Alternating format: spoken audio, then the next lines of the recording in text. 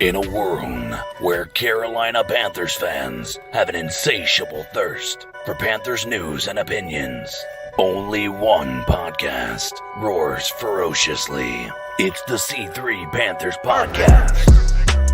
Yo, what's the deal, Panther fans? It's your boy, Tony Dunn, a.k.a. The Professor. It's the C3 Panthers Podcast, brought to you by CarolinaCatChronicles.com, where every Tuesday night we chop up the latest Panthers news and opinions from the fan perspective. That's right. It's by fans for fans, and I do it with my homeboys each and every week. Tonight, we got a great show.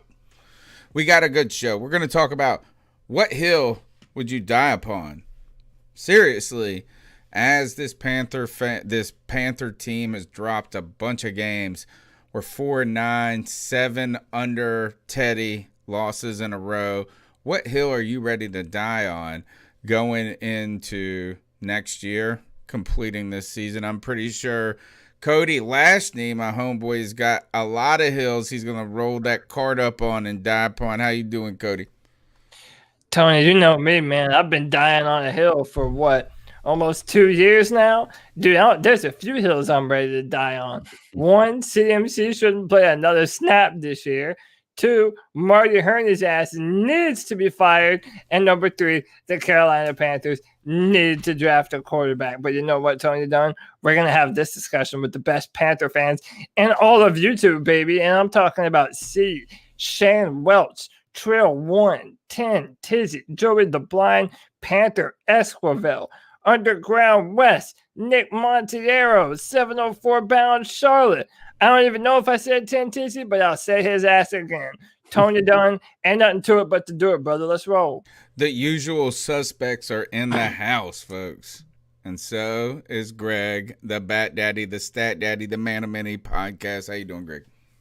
I'm doing fantastic, man. I got a couple hills myself, and one of them's getting pretty full as of lately, and that is the Kyle Allen, Teddy Bridgewater comparison, or if you don't want to put it like that, just saying Teddy Bridgewater's not the guy. So that's definitely one of my hills.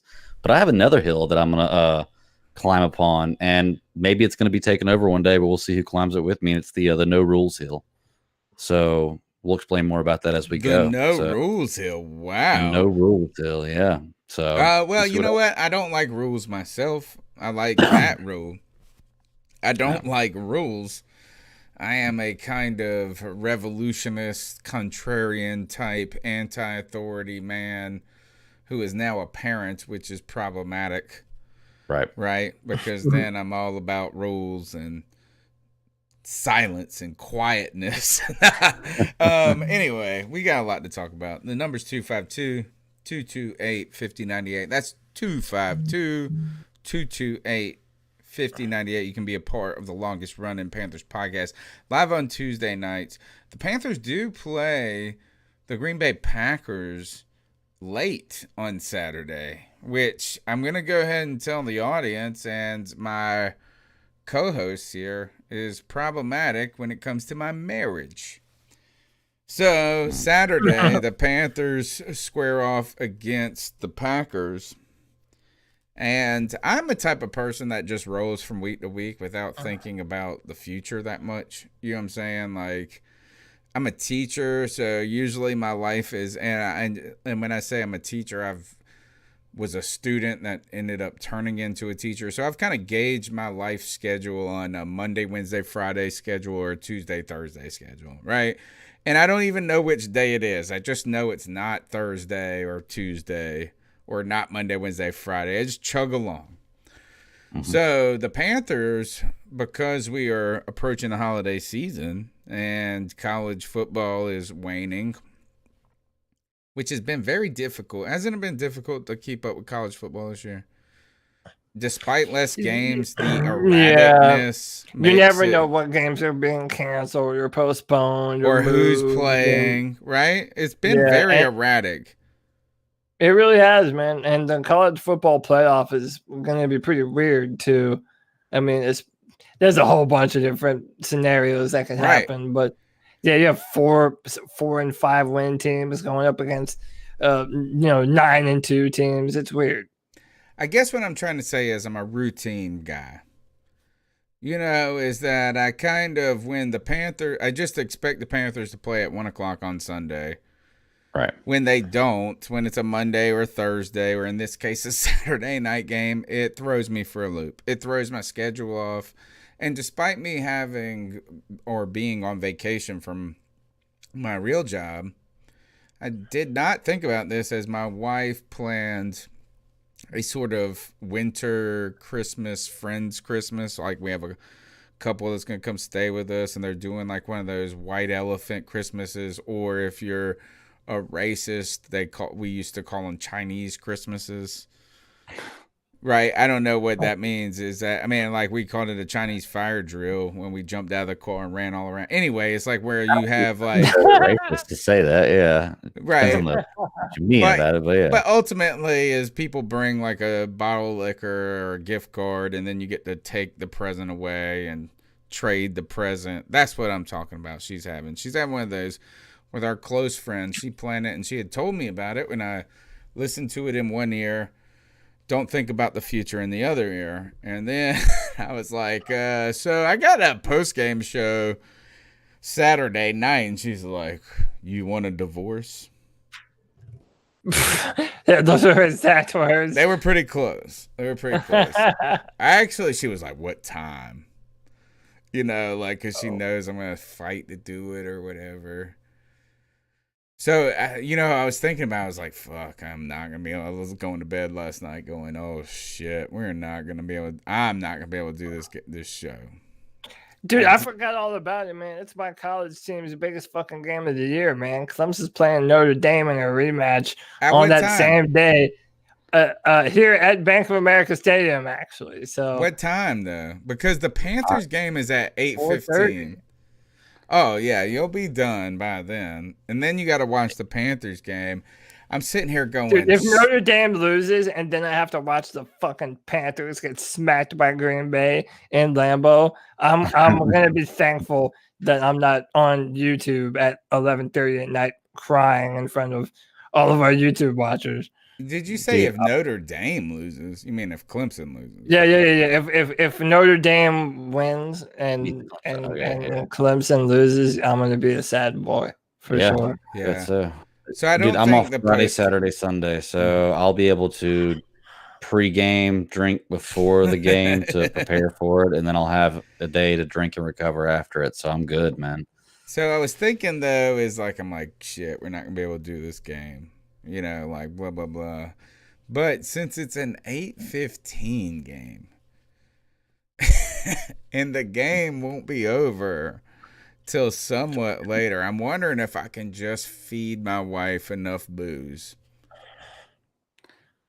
and the party enough booze to where at like 11:30 I just sneak up here and do the post game. You're just trying to talk yourself into doing it slowly as we go forward. Right. I mean, so on the show, but yeah. So don't hold your breath, folks. But we'll see what happens. I'll try to do my best. I don't like to skip. I don't like skip podcasts. You know, I wore this. I have a friend, and I go to work. And I'm a shirt and tie guy at work a lot, where especially when I was a little bit younger. And my one friend said this. He was like, man, you fucked up. He does the same kind of work I do. He's like, you wear shirt and tie every day? He said, you take one day off, homie. And people are like, why so casual? And I did this, and it happened recently. And I went in with just a blazer. I mean, this was last year or whatever. And I went in with a blazer, and they were like, what is it, Casual Wednesday? And I was like, so his solution is don't ever wear a tie. I'm not going to have him host our podcast because we would never have a show then. But, all right, guys, tonight, look, the Panthers lost this past week again, which I'm not upset by. What do you think about this? What do you think about when you see people who are really angry that the Panthers are losing? I have not been sad. Cody, you said that you would be crying on Sunday if Clemson loses and then you got to watch the Panthers. I assume that's because you expect Clemson or you believe they can win. Yeah, I believe they're the best team in college football. And I think that the Panthers Listen, I came into this year knowing that there were going to be some quarterbacks coming through this next draft that could do a whole lot for our football team for the next decade or more if we do right by them and do basically what we didn't do for Cam Newton and build an actual football team around him, protect him, put weapons on the exterior, and build up the defense. We have the potential to do that. And anytime that we have won this year has been, it has hindered our ability to be in the position that we want to draft the quarterback that we want. I was telling the Bat Daddy before the show, man, Panther fans should thank their lucky stars because not only were we correct on Bridgewater and everything that we said would happen did happen, that Bridgewater would be just good enough to play us out of contention for the top 2 quarterbacks in the draft. And that's exactly what happened. Okay, but Panther fans should be thanking their whatever God they believe in, man, that there is potentially 2 quarterbacks in Trey Lance and Zach Wilson that might be sitting there for us at, anywhere between 4 to 7, which is probably where we're going to pick. I mean, that's a dream scenario for us. There is no reason for us not to look forward towards our future. But yeah, I'm happy, man. And I'll be even happier the more we lose, as sad as that is. Yeah. I have not looked at, so I was looking at the press conferences and some different things. And like, you see these people like, how is this man not fired yet? And I'm sitting here going like, I am like I'm like happy with this season and not happy that we're bad. Like I think we're less bad than I expected. But when you're talking about thank your lucky stars that there are 2 quarterbacks that potentially are kind of game changers that we didn't get played out of, I want to turn the mic over to Greg and say this is maybe in some ways, are we thankful that we do or are starting Teddy Bridgewater instead of Kyle Allen? Because what if PJ Walker, Kyle Allen would have won us that bet or your bet? And what I mean by is, would you bet me? How many you thought the Panthers were going to win a couple more games? Like ultimately, Teddy's doing better than expected at getting us closer to the like.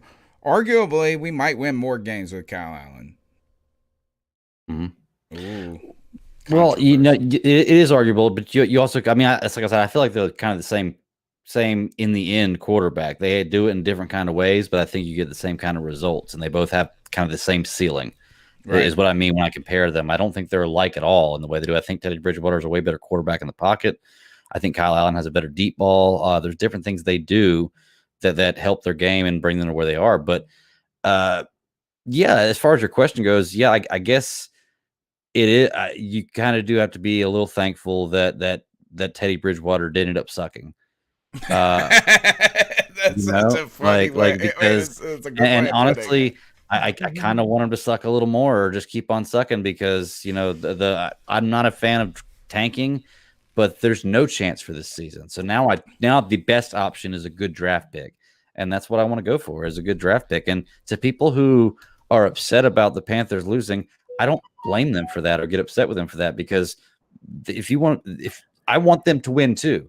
But if you're stuck on wanting them to win and being upset about just that, then that's fine. I'm not gonna tell you who to love or why you can or can't love someone. So I'm okay with those people who are like that. I don't personally feel like that because I'm expecting them to lose. But Teddy Bridgewater is kind of, you're right. He's kind of putting us in a position where we need to be. I just hate we paid him so much money. He's almost worse than I expect. Is he better or worse than I expected? I'm almost thinking this is that he's slightly worse than I expected. And he's not bad. It's just so blasé that it is. I don't know how we could have won more than 4 games. Well, the conversation has shifted.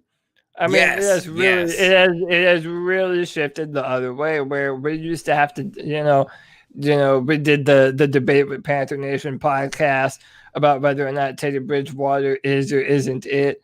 And listen, like now, if you're saying that Teddy Bridgewater should start next year and that we should build around him, like now you're in the vast minority of Panther that's fans. a great way of Like, putting it. Even on it has shows are saying that. Even on like podcasts and stuff. Like right. ESPN And hey, man, dude, hit the thumbs up button, man, because you hear all the truth first here on the C3 Panthers podcast, man. We don't pull punches. We don't tell you what you want to hear. We're going to speak it like it is. And I also want to add to something, too. Like, there's this mindset that I hear people talk about where it's like, oh, you don't ever want to tank. Once you start losing, to become a loser franchise and you just stay a loser forever. Dude, that's not what anyone is talking about. No one wants to lose forever. No one wants to lose forever. We want to set up our future to have continuous success. Mm-hmm. And in order to do that, even those best teams, they had a low draft pick at one point in time, and they built the foundation of their football team. Mm-hmm. Right now, that's what the Panthers have the opportunity to do. We don't want to lose forever. We just know this year is like the past 2 years. It's meaningless at this point. Well, I think there's two layers to the discussion, and that is like there's an analytic part to the discussion, which is how does winning and losing in theory, it's almost like game theory meets what's going on with the Panthers. And then there is the Sunday game day theory where you want to win each week.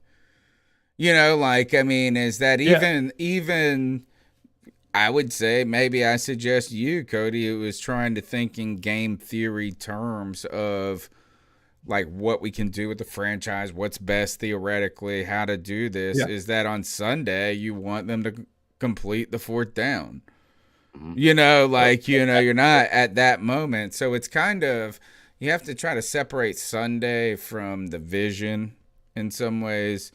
And what I mean is that, like, and it's hard to do that is because we all want them to win today. We all want them to win Saturday. And I think we'd all be happy if they won against Green Bay. Like, we could find some silver lining in this and that. But we could also just say that ultimately, like, where is the real trajectory of the team at this moment? So the theory and the practice kind of overlap at times, and then you have to try to separate them. Right now, the Panthers are 4-9, though. The Falcons are 4-9. The Cowboys are 4-9.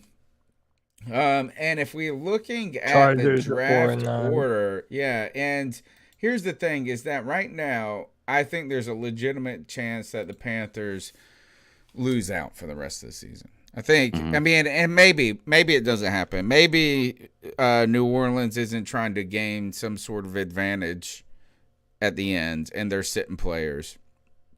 I'm not, as I have not studied the playoff picture enough, but you know what I mean, like New Orleans, they're gonna win the division. Do they get, I guess that means they get a bye, right?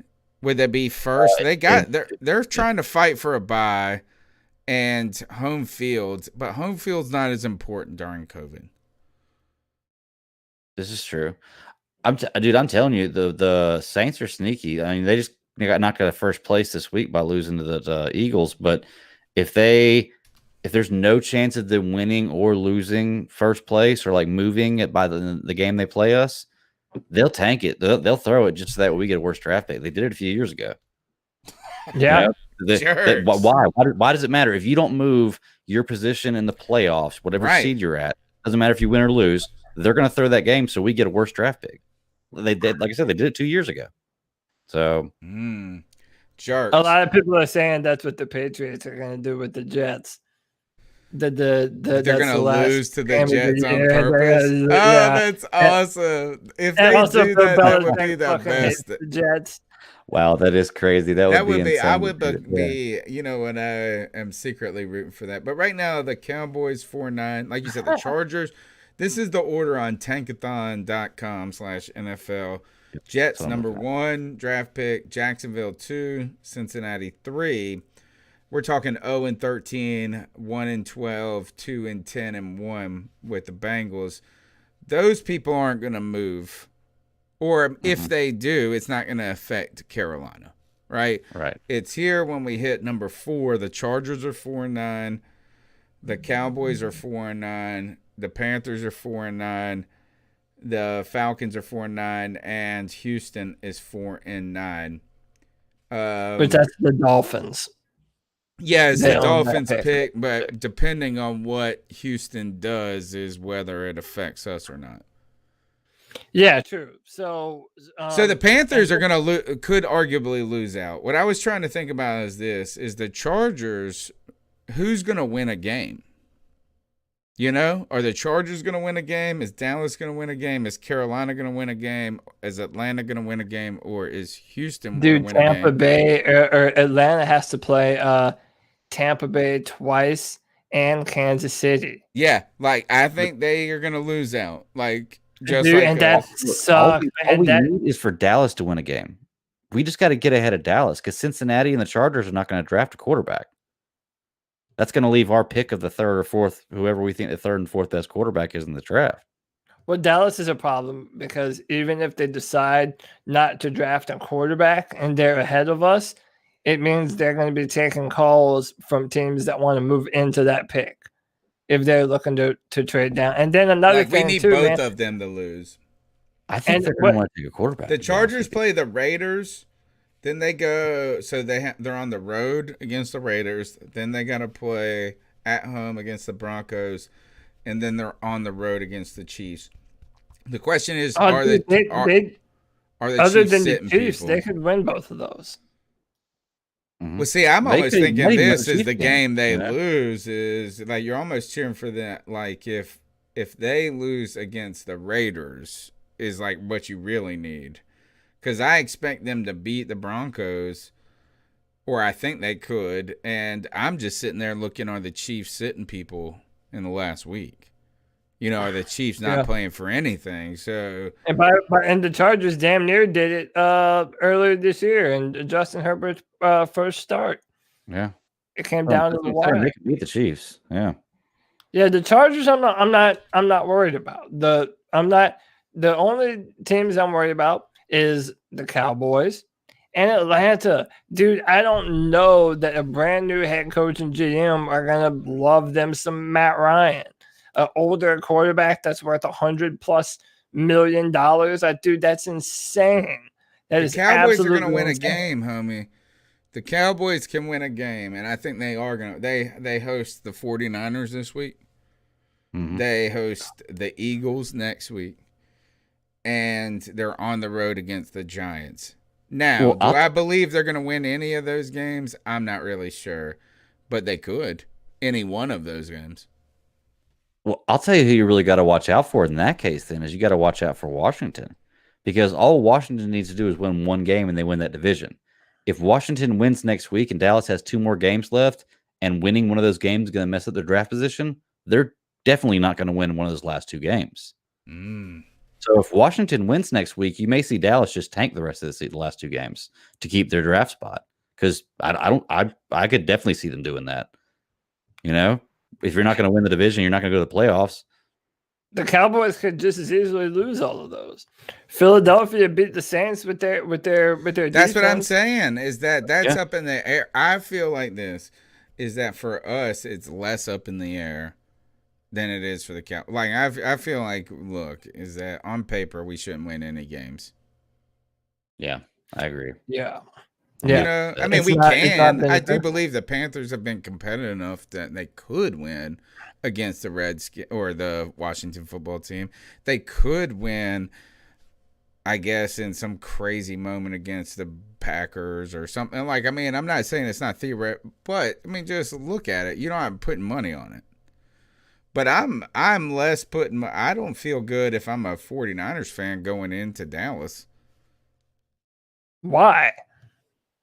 Well, because the 49ers are just so banged up. I haven't felt good about them going in anywhere. It's but less the about the are Cowboys. Terrible though.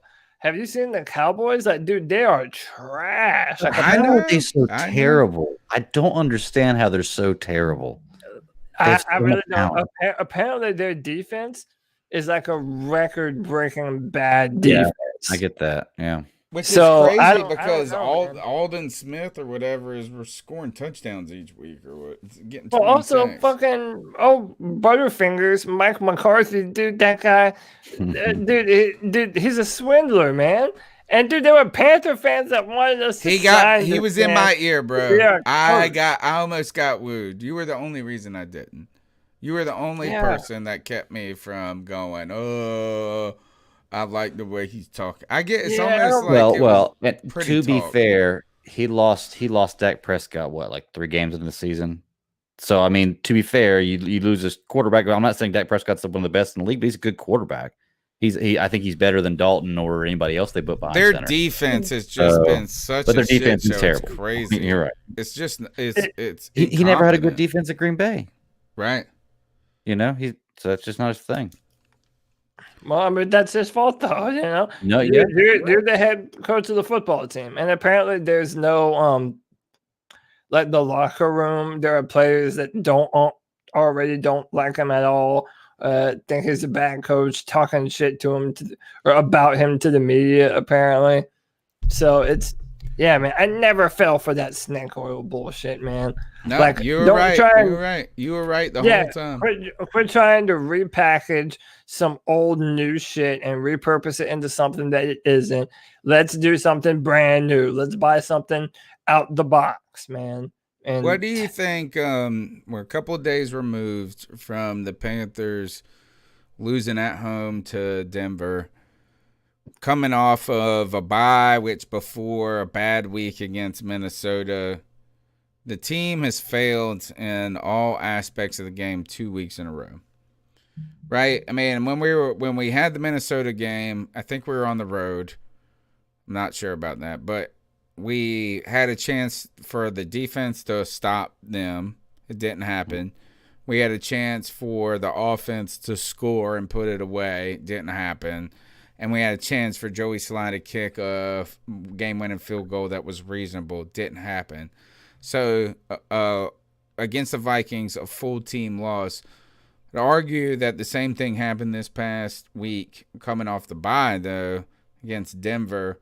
The defense gave up big plays. The special teams gave up a punt return touchdown or kickoff. Yeah, punt return touchdown. And the offense failed to get in the red zone when it was necessary. So now that the team has failed in this light, off of 2 weeks in a row, has anything changed in your mind? What has galvanized, solidified, or evolved since we talked on Sunday? I mean, I don't know about evolved. I know one thing. I'm still perplexed because I keep on hearing this that we are going to play Christian McCaffrey at some point this season.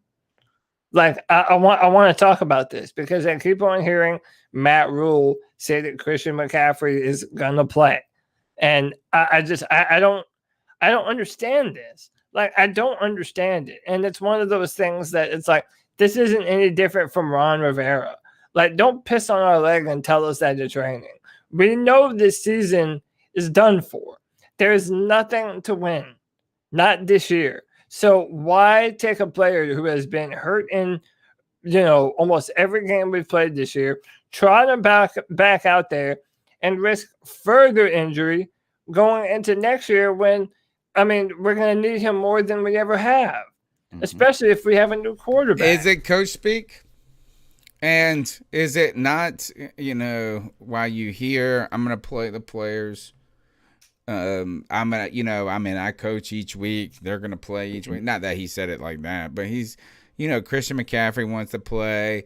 He's a coach that wants his players to play. He wants to win on Sunday. But is it coach speak to a degree in the fact that, Christian's going to play. Christian's going to play. Wow, he's got a quad injury. Christian's going to play. Christian's going to play. He's not playing this week. Is it just lip service? Or is he really protecting him without saying it? Oh, I think he's 100% like lip service.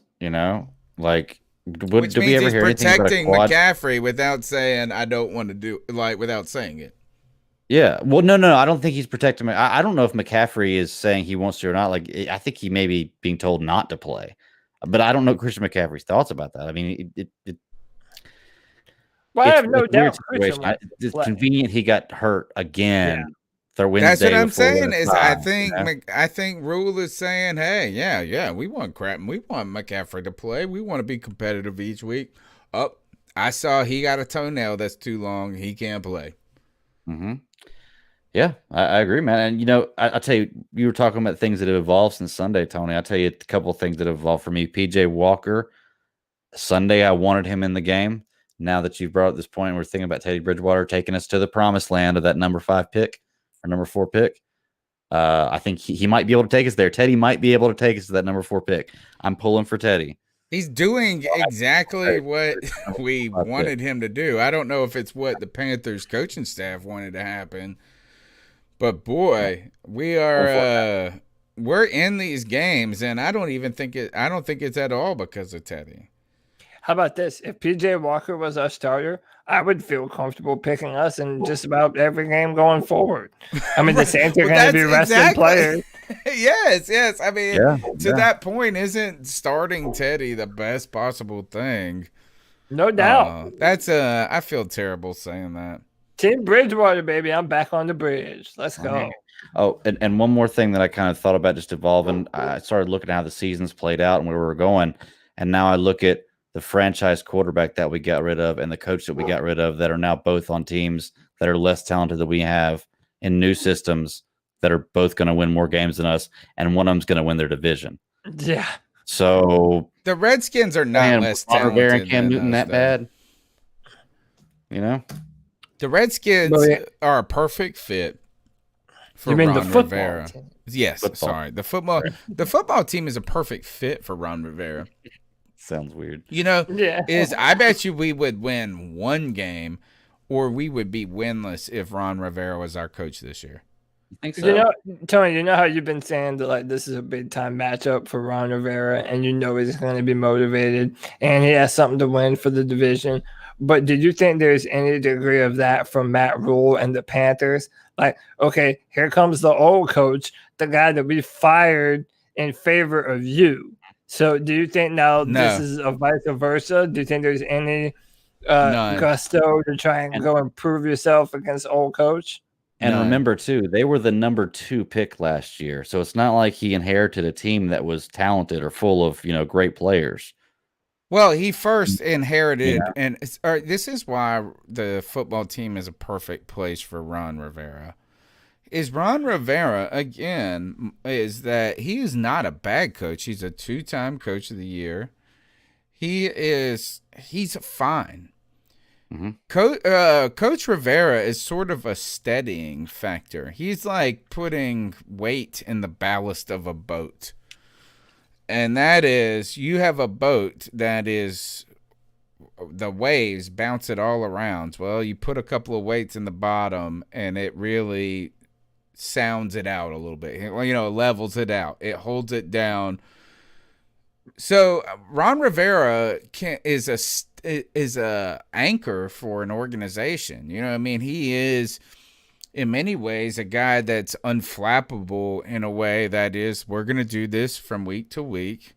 We're going to keep doing this and it's going to work. And he has a recipe and he has a type of team and it does work. It works, but the problem is that it can't work all the time. And Rivera's great with veteran players, a good defense, and low-scoring games. Like, that's what he wants, and that's what he can do. So think about what's going on with the Redskins. They got a kick-ass defense right now. They have, 10 first-round picks on their defensive line, it feels like.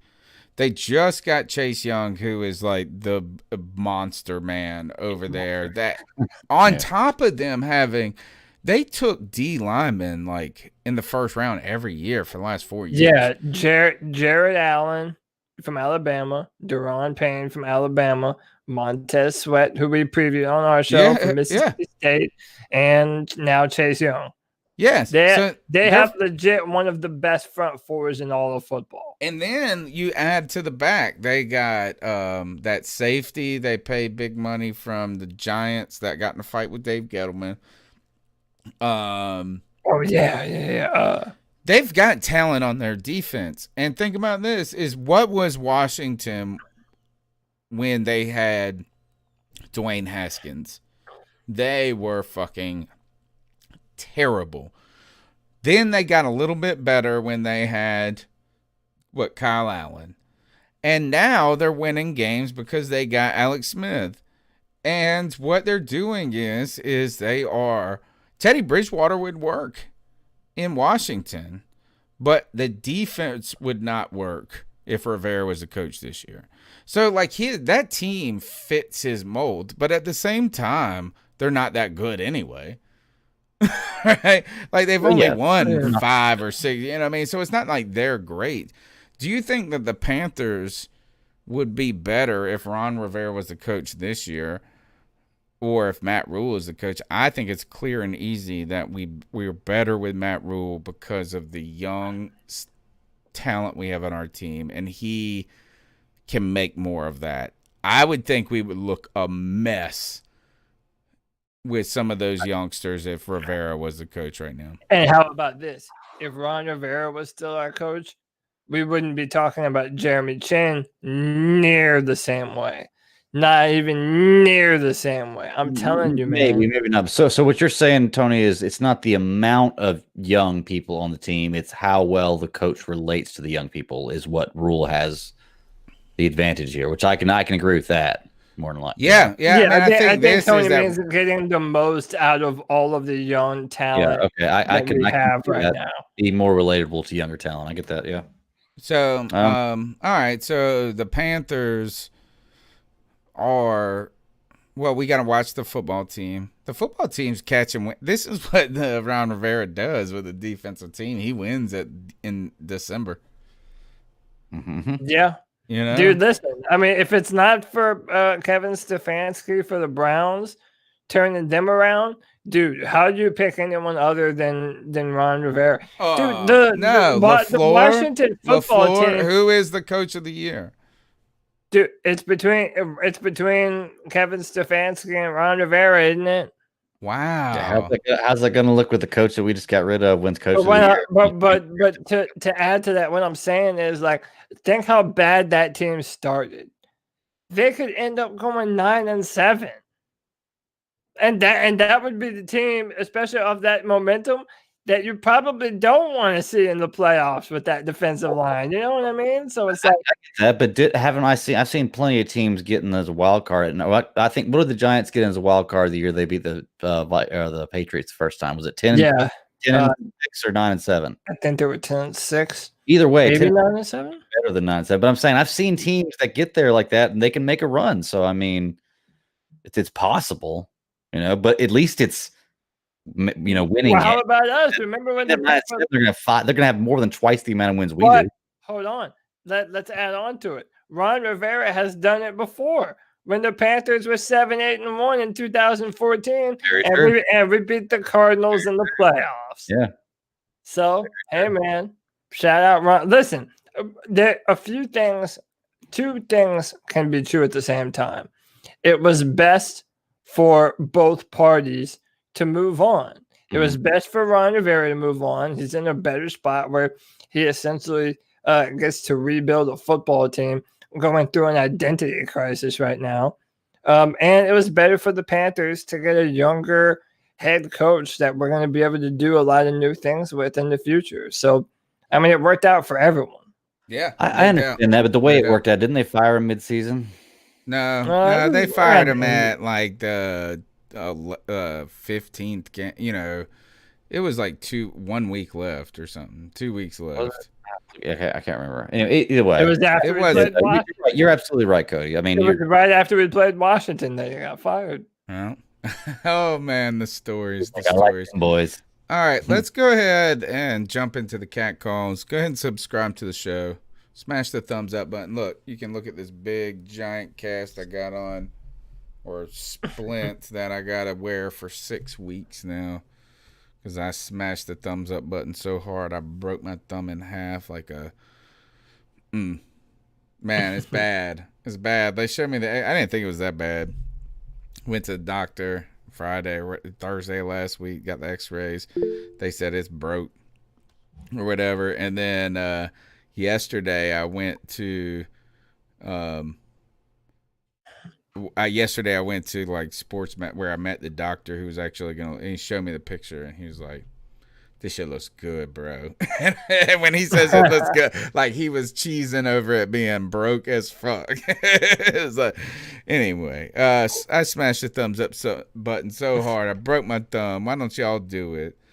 Call into the Cat Calls line. The number's 252-228-5098. Let's go ahead and see what you guys got to say. So what are your thoughts on catcalling? Yeah, it's pretty. You shouldn't do that to somebody. And how did that make you feel?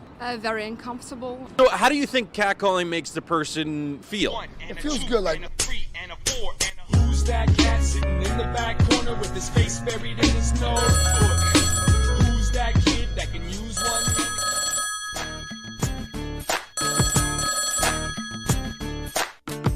Hey, what's up? This is Kevin from Charleston. I got a question for y'all. Y'all saw Jalen Hurts kill it out there with the Eagles.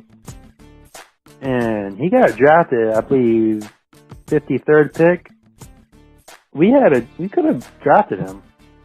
And, we got Grossman Toast, which I'm happy. He's coming along good and everything. But, I want to know what y'all thoughts is, if, we're going to regret passing on Hurts.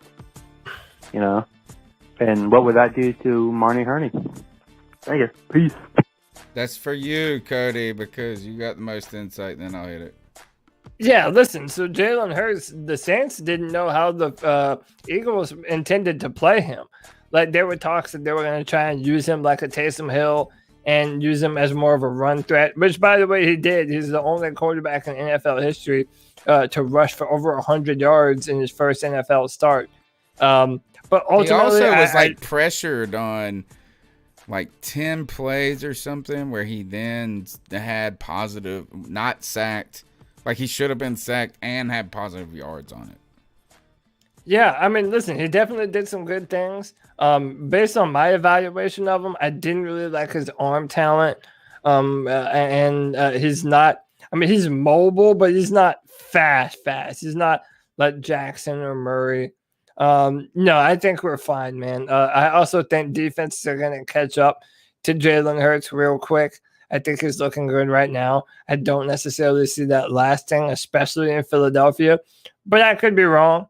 I mean, the dude is a testament to determination. If you know his story and know what he went through at Alabama and then transferring to Oklahoma. And he's gotten better each year, right? Like, I mean, he continues to defy. Like, he's gotten better each year. Like, he got better each year in Alabama, and then he took a big leap when he worked with homeboy in Oklahoma. His ceiling is probably Dak Prescott. Right. Which is fine. I mean, I don't think we missed anything, but it's always more than anything than it does maybe relate to us as a franchise. Like, did we miss on him or not?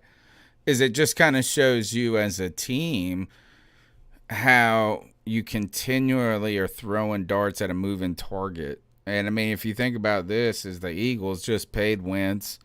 They invested a high-end pick in Wentz, and you would think he checked all the boxes.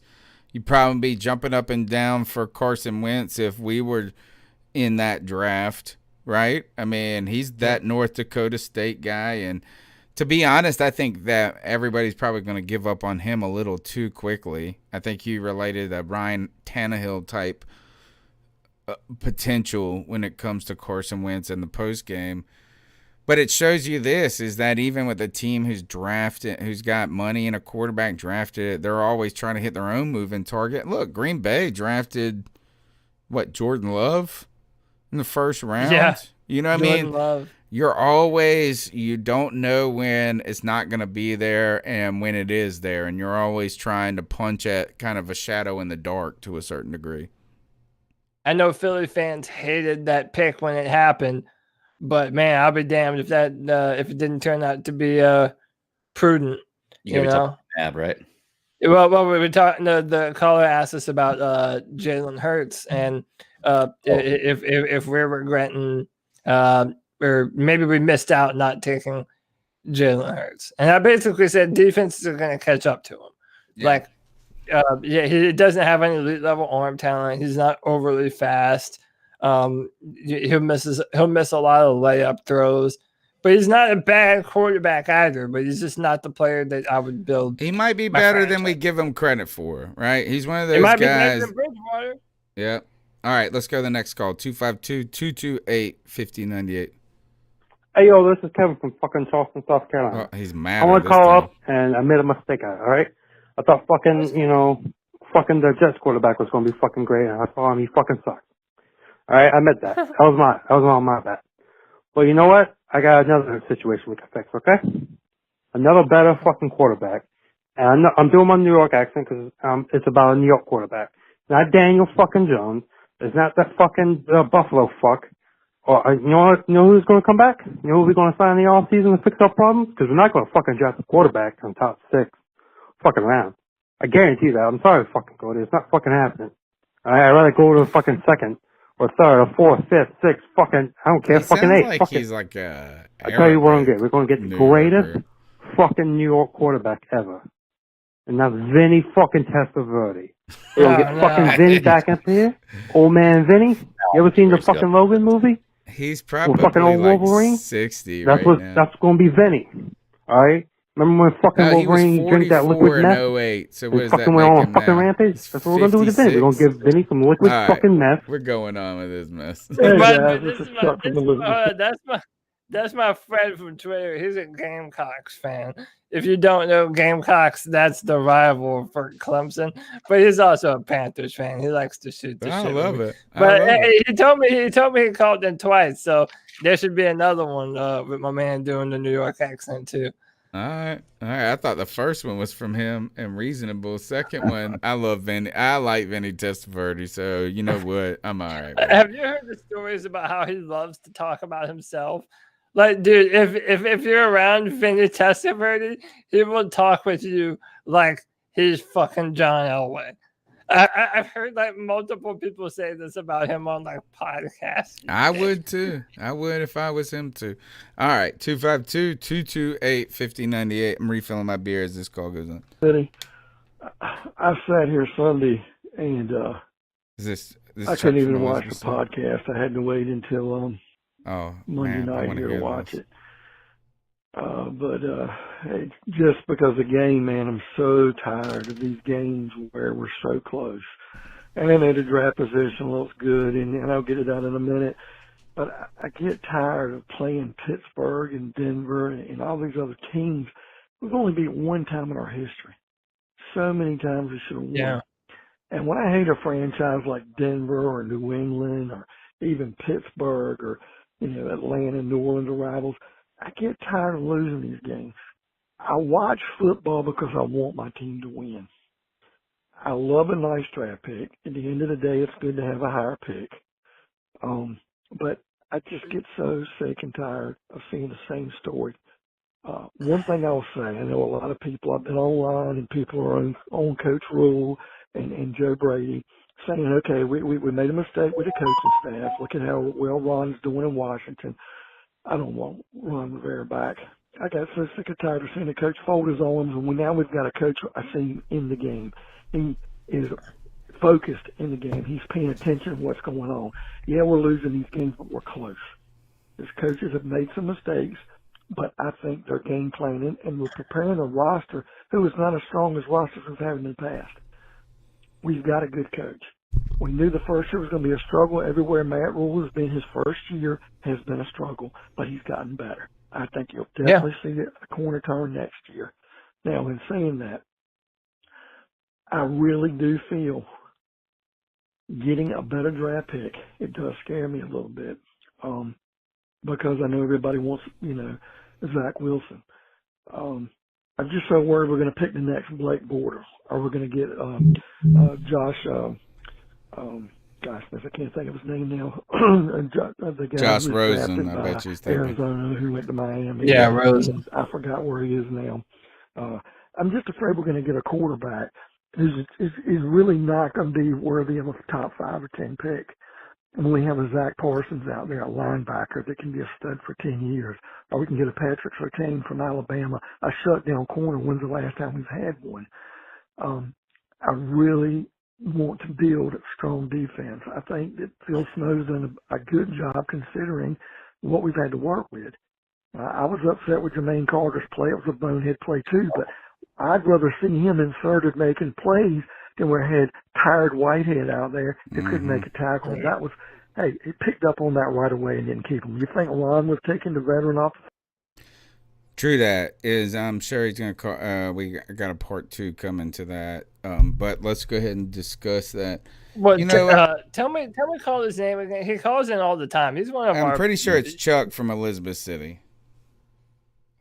Chuck from Elizabeth City. So, well, listen, Chuck. I want to make sure that we're out here plainly saying this. Man, we don't like this losing shit either, man. It's not fun. It's not fun. It's not fun, man. I mean, football hasn't really been fun since 2017, you know, and that's just real. And I also wanted to point to something that you mentioned, Chuck. Let's look at Matt Rule. What do we know about Matt Rule? He always starts out slow wherever he starts out, and then it builds and gets better and better. And I think that Matt Rule is going to have that same trajectory for us. Now, about the quarterback, I understand that hesitancy. And listen, I understand that not everybody has maybe looked into Zach Wilson or Trey Lance, but I understand that. I don't want to just poo-poo those concerns away. You definitely don't want to draft a quarterback that, you know, you overdraft him because you need more, and then you ended up stuck with him. I can tell you right now, for whatever you hold my opinion to mean, I genuinely don't believe that either Zach Wilson or Trey Lance are going to bust. Could I be wrong? Of course I could be wrong. But let's also point out that Patrick Surtain and Caleb Fairley and Micah Parsons and Penei Sewell, none of those guys are sure bets either. Mm-hmm. I mean, Jeffrey Okudah was drafted with the 3rd pick last year, and he hasn't done anything. I think he's getting groin surgery. I saw. Yeah, so he's been injured, but you know, I mean, I don't know all the context around it, but no player is a guaranteed superstar. So what I would say is we can't let our fear dictate how we act towards building for the future. Because if there's a player there that checks every box, and you believe in him, I think let's add that you believe in him, right? It's not just checking every box, but if you are an organization and he checks every box and you believe in him, why wouldn't you? I think it's kind of like betting on a craps table or a roulette table. Is you can step up there and you can play safe bets. You can. You know, you go play roulette and you bet black or red every time. Or you go and play craps and you bet the pass line or whatever it is, the don't pass the field, or I don't know what but yes, inherently, when you bet on one player in a quarterback, it is inherently more risky. You know what I mean? Like if a linebacker fizzles out and is a dud, he's still on the team maybe.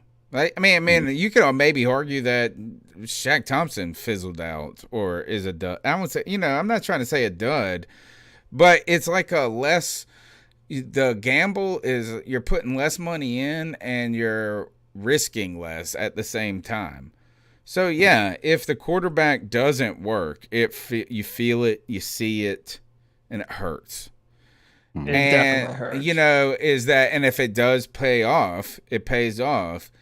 The one thing I don't want you to, I've said this too, is that I don't want us to be backed in or forced in. Dave Gettleman used to say this, is we use free agency to set up the draft. And maybe that's the brilliance maybe there is some brilliance in the Teddy Bridgewater pick, is that it doesn't force you this year to have to. You know what I'm saying? Like, you have a body that is somewhat competent and capable at this moment. So if the quarterback is there, you can get him. If he's not there, you don't have to get him. Yeah. So that, and then maybe then you can chime in, Cody, and say, I guess like the theory is like, how do you recognize when the circumstances are on the precipice of success or failure enough to where it's valuable enough to trade up, right? And then that's another layer to the discussion. There's a whole nother. I mean, listen, it gets very involved. You're scouting the players off the field. Are they studiers? Are they going to be the kind of players that are going to devote themselves to learning the playbook and getting better and being in control? I mean, there's a lot that goes into playing quarterback. It's the most important position in football. And listen, I mean, a lot of any player could bust, but one of the things that I've been really tough on is that a lot of these young quarterbacks are coming into the NFL more prepared than they ever have been. I mean, they've been doing quarterback competitions with NFL concepts since they've been, 13 years old. So right. In passing leagues, for all their time. I'd be interested in see this, is that we talk about how many first round busts there are at quarterback, right? I mean, it's easy. Like, it's kind of like an easy talking point for us. We've talked about, hey, how Deshaun Watson got drafted behind Trubisky. These are, I wonder the more nuanced discussion would be is like, how many top tackles have busted out? And I tell you this, a ton. I know that, think about the cat that got traded from the guy that took the bonk hit with the mask on, that went from the Dolphins to... Laramie Tunsil. All right, Laramie Tunsil. Think about the guy that in that draft, even if you think about that draft, was like the biggest tackle draft ever. It was Tunsil. It was remember the guy that fell to the Cowboys? They got him in the extra draft because he was associated with a murder, just because it was La'el Collins. Yeah, La'el Collins. And then you had the guy, I think he plays, I'm terrible with names, so I'm using you, Cody, to filter this. Then there was a guy that was drafted by the Cardinals. There were all these people. There's like 6 names that were like, these are first-round talent. These are left tackle ready. And then not a single nut of one of those bitches worked out either. You're absolutely right, Tony. I mean, it goes back to what Cody's saying. There's no guarantee about any player. I watched DeMarcus Russell throw a ball 70 yards on one knee and thought he was going to be the greatest quarterback that ever played the game.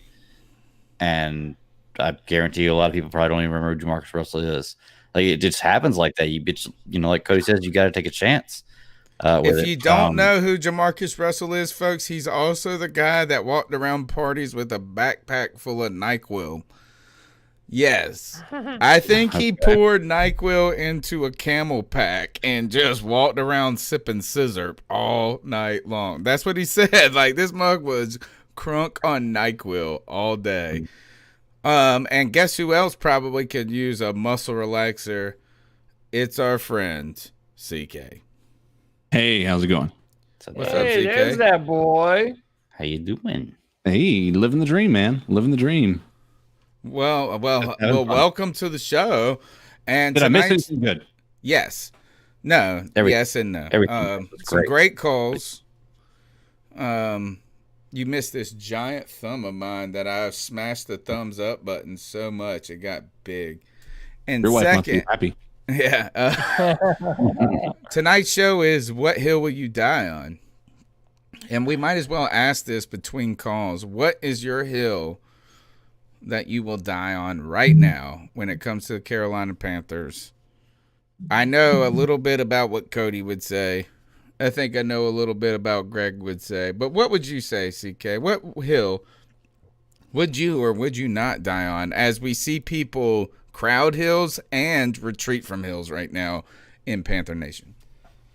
I think that the hill the thing is, I defend Marty Hurney a lot, right? I'm not going to be upset if we get rid of him, right? It's not going to be this thing that I'm super like mad about or anything like that. The arguments I make is that what he does has not been replicated. So the hill that I'm dying on is keeping Marty Herney is not a guarantee of mediocrity. Honestly, with a new regime telling him what they want, and if we have the confidence in our coaches to relay the message and what they want, I'm confident Marty Herney has the ability to assess talent to get them what they need. Hence what happened this year, within the draft. I think we were pretty happy about that. So my hill that I'm going to die on is I'm not going to be overly upset if Marty Herney's gone, but I'm also going to be encouraged if he's still here. So I think the hill is not to fire Marty Herney or to keep him, but to say, listen, he's not the worst in the world. And honestly, he could be pretty good if you give him an opportunity with this regime. There's two people that you're not really on a hill. You're more on a mound. I'm on a mountain. I'm not on the hill like I was with Ron Rivera being fired, right? He's more of a bulwark on a hill. Yeah, the reason I wanted to do that because the easy answer is to be on the hill that Teddy Bridgewater is not going to be the quarterback next year, right? And our boy from Sports Illustrated, Jason, he made a tweet. He said, I think the regular national media is starting to realize that as well. And you're seeing it. If you read the NFL rankings, like power rankings, they said it's uncertain. This is the first week I think that you're starting to see this switch from, Bridgewater is doing a fantastic job out there in Carolina. They just don't have these pieces or that piece or anything like that. We're not sure what we have with Teddy Bridgewater. He has been hot and cold. And honestly, I don't think he's been hot. I think he's just been lukewarm. He's been the same. And what does this tell us about the media, folks? I really maybe this is where we should pivot our discussion. Maybe this is my hill to die upon how us really watching closely, being involved. Like we don't first, there's no monetary gain in the C3 Panthers podcast, right? It's not anything that's noteworthy. Second, I've never taken a paycheck from C3 if that's what you're asking. Right. Second, we have no limits to the style in our discussion, right? There's nobody, since we don't get paid, we don't have advertising, we don't have this, we just do what we want to do. Mm-hmm. And it kind of shows you how influenced even media is by paycheck, by what's easy. And to me, the fact is that now the media is just simply saying things that were apparent kind of the whole time, but they weren't fashionable to say at the moment. No, because Teddy Bridgewater was still rolling off of the high that he gave the media when he won those 5 games with New Orleans. Mm-hmm. Like, because he was with New Orleans and he is this feel-good story, the media up until this point was all just unicorns and rainbows. Like, oh, he's got the greatest completion rating, all these things. And then now that it's really not converting, like we have most likely, with Chase Young, I think very close on his heels, the defensive rookie of the year. We have all these moves that are making our defense is getting better. As bad as it is, it's getting better. There is no more excuse. We have one of the best receiving cores, and everybody in the league has noticed that. We have one of the best, even without Christian McCaffrey in the backfield, our run game has not been hurt as much. Granted, again, we saw what it means to have Christian McCaffrey in the lineup when we faced the Kansas City Chiefs. But, now the blame can only go one way. That's the part that I'm going to put into it, is that you got to look at this team and realize the common denominator here that hasn't been exceptional is Teddy Bridgewater. Is there irritation though, guys? There's a certain irritation to me when I hear those storylines of, like leads and passing percentage, this and that, like you heard it for so long. But then you even had Teddy is doing this, and all right, I'll give you an example. Both Scott Fowler, who always hated Cam Newton, he's always been a shithead to Cam Newton, and David Newton, who's just a moron opportunist. I don't know if he's more moronic or more moronic opportunist. He's a moron, though. At the same time, these guys will take all of a sudden they cuddle up to this story. But boy, do they throw that story overboard quickly. And I would say we've seen Panther fans, like Cody said, what did you say? A reorientation of the discussion, a shift, right, Cody? Oh, yeah, Is man. that There's like been we a see horrible shift. we got 5 on it. People tagging Muggs on his birthday saying it's your best, I'm your biggest fan, to you a bum. Boy, Yeah, how the wind shifts. Everything changed. Everything changed, man. I have a question. CK, I 100% agree with you with what you're saying with Teddy Bridgewater. Yeah. And you know, everything you put out there. What I want to know is if we end up not drafting a quarterback and we go with Teddy Bridgewater next year, how long is it before we start to give the coaching staff some of the blame? Because they're the ones who are putting the players out there. I think that if we don't draft a quarterback, I think the coaches blame immediately. If we continue this way next year, like we keep Teddy Bridgewater and we win 5 or 6 games, or we start the season out the way we did this. Well, like, what is your timetable for starting to shift some of the blame to the coaching for not making adjustments, not changing, not recognizing the talent? If there isn't a improvement from this year next year, then we can blame we can't sit here and say we need to fire Matt Rule at that point in time.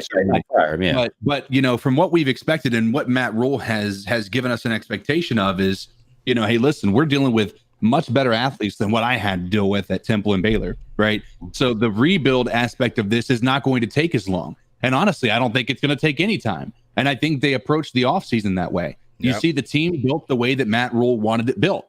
And now next year, now that he's had a full year of understanding what this is going to be, he'll have his own offseason. So you can't even use COVID as an excuse at that point in time, hopefully. You know, all of these things, if there is not an improvement next year from where we're at now, then I think you have to, you know, point some fingers at the coaching staff, because in my opinion, and I think Cody may disagree on this, if we don't draft a quarterback and in the first round, that's not a decision Marty Herney made. That's the decision that the coaching staff made. Interesting. The blame needs to be on everyone. Oh, absolutely. Every single person. If there is a single soul on that team who is paid by David Tepper to do anything with the Panthers, believes that Teddy Bridgewater is the answer going forward, they don't deserve their fucking job. It's that simple to me. It's that simple, and that's how strong I feel about it. Well, here's the thing: is that, but you have to let's delineate between the difference of believing Teddy is the answer and not drafting a quarterback. You could not draft a quarterback. You can sign somebody, but you could just still believe it's not the time. But how much better do we reasonably expect this team to be without a I understand quarterback? that. I understand that, and that's a fair question. I'm just saying this is that if the guy isn't there and you don't draft him, right? You say we got to tough it out with Teddy. Like, he can go up there and say we're going to tough it out with Teddy and not say those words and not believe he's the answer. You can do both. Can be true, is like you say, is that just if we don't draft a quarterback does not only and entirely mean that we believe and endorse that Teddy is the future. But unless you have a plan in the future, if you're going to say Teddy's not the answer, if you're going to believe that, then not drafting a quarterback when you have the chance to is completely incorrect. I'm not saying if the chance is there. Like, I mean, if the chance is there and you don't do it, that's a different story. But if the chance passes, kind of like it did in this past draft, Tua and Justin Herbert were both if any one of those guys would have showed up and the Panthers had a pick, they would have reasonably drafted that person. If they didn't draft them, then they said it's not the time. Yeah. It's not true, but like if they're not there, it's not like you force the issue with somebody else. But that's where I think Cody would disagree. Cody is going to, based on the past shows we've had, Cody would probably say, if we don't draft a quarterback, if there is not a quarterback available when we draft, then it's still on our coaching and our GM and our ownership for not making an attempt to trade up, and get the quarterback of the future. And, do any type of give up something to be able to get But that how do person. you who's know gonna what take over year there. that is to do that? And arguably, we've seen Tua look pretty good. But are I mean, you that's just saying okay. that we did like he was worthy? Cody, would you, and after watching him for 8 games, and now even Miami considering potentially to pick a quarterback still, like there's crazy talk about that. I don't know how they would. Like they've fallen out of contention so much, but the Houston pick, I mean, trading up for them, should we have traded up for Tua? I don't think that would have been right either. No, I think that would have been something we would have been vilified for, and that was a question for Cody. My bad. Well, we would have been vilified for it, but dude, listen, I don't care if I differ from a lot of other people. I maintain that if we would have drafted Justin Herbert, just like everyone would have hated it when it happened. No, we if like that. were What to- about if- Tua though? What if we would have traded up over Herbert and traded up for Tua? What would you have I felt mean, he's now? playing- In I mean, look. retrospect, quarterback. In retrospect, I mean, I don't know. At the time, I really liked Tua. And I Wouldn't you still have do, rather and- been in this draft looking for a Zach Wilson or whatever than Tua? Yeah, I think Zach Wilson has a higher ceiling than Tua, just because he has much better physical talent. He's than Tua 6'3". 6'3", has a much better arm and is far more mobile. And I don't believe there's a real bad injury concern with Zach. At least not like Tua had. Yeah, right. So, yeah, I mean, he checks more boxes right away. Now, Tua was in a better conference, on a better football team, Yeah. against better competition. I was big time Tua. I wanted Tua, but when I I look know, at I him remember. now, he looks good. I think he can succeed. I don't think he's going to be a failure. But I do think that like he has some limitations physically. And it kind of I'm trying to think of somebody else that I think Baker Mayfield's a little bit like this. It's Yeah. like I'm not saying Baker Mayfield can't be good. It's just I think he's got some limitations on like his like how high he could be. Like is like in the most perfect world, what could it be? And that I and see I'm Baker starting to Mayfield wonder that with situation. Tua. Yeah. Well, also with Baker Mayfield, that offense, if y'all watch the Browns, it's not built off of It's the right. Baker Mayfield having to make plays. They're Yeah. going to run the football down your throat with Nick Chubb and Kareem Hunt, Mhm. and they're going to ask Baker Mayfield to make a select few throws on timing and in rhythm. I mean, they're not. Baker Mayfield was not worth the number 1 pick in the draft, in my opinion. I think he's That's going to have kinda an my Andy point. Dalton type career where he's going to be a good quarterback that can take a team to 10, 11 playoff. wins into the playoffs, but probably never win it all. Probably. Yeah. I mean, yeah, it depends. I mean, he's probably. I'd put him in that same tier as like a Kirk Cousins. Yeah. You know, Right. Kirk Cousins. yeah, something like that. Where if you put a good football team around him, yeah, he'll take you a decent way. But he's not going to win you the football game and shoulder the football team. But my You know what point, I mean? and I guess the kind of point I'm getting to is that like, yes, that might be a franchise quarterback in that you believe in them and you give them every opportunity. But is that really much different than Teddy? Like you kind of almost need to have a guy that's his floor is as good as Baker and his ceiling is as good as Aaron Rodgers. That's what you're hoping for, right? Especially when you're the top 5 pick. You don't want to draft a quarterback at the 5th pick and him have a ceiling that is Alex Smith. Well, you got to remember, Tony, every quarterback needs help and needs weapons. I mean, Sure. So I mean, But you there's can a have clear difference between Aaron Rodgers and a Baker Mayfield. Like they're in different classes. Yeah. You know what I'm saying? That's Like true. they're Yeah, just but you in don't see they're Aaron both Rodgers come around very often. And I don't think anybody who, when don't Aaron see Rodgers was him what? drafted, thought this is what he was going to be. Yeah, Nobody he was thought that supposed to what- be the Nobody thought set. that's what Tom Brady was going to be. Nobody thought that was what Drew Brees was going to be. I mean, Drew I would Brees say Aaron was not- Rodgers Drew Brees, Aaron theoretically Rodgers, they were checks more all- boxes than any of those other guys. The other guys just happen to win a lot. Yeah. Drew Brees was drafted high in an effort. Like they thought he was going to be he had the talent and everything. Okay. And Aaron Rodgers was a first round pick too, I think, right? He was supposed to be a top 3 pick, and it was Alex Smith went number 1, and they thought that Aaron Rodgers was going to go number 2, and then that's when Aaron Rodgers is the reason people don't go to the draft anymore, because he was supposed to be walking on the stage in the first 5 picks, and this mug had to sit in the green room for 4 hours, and he got picked like 23rd or something, 22nd by the Packers, who already had a quarterback.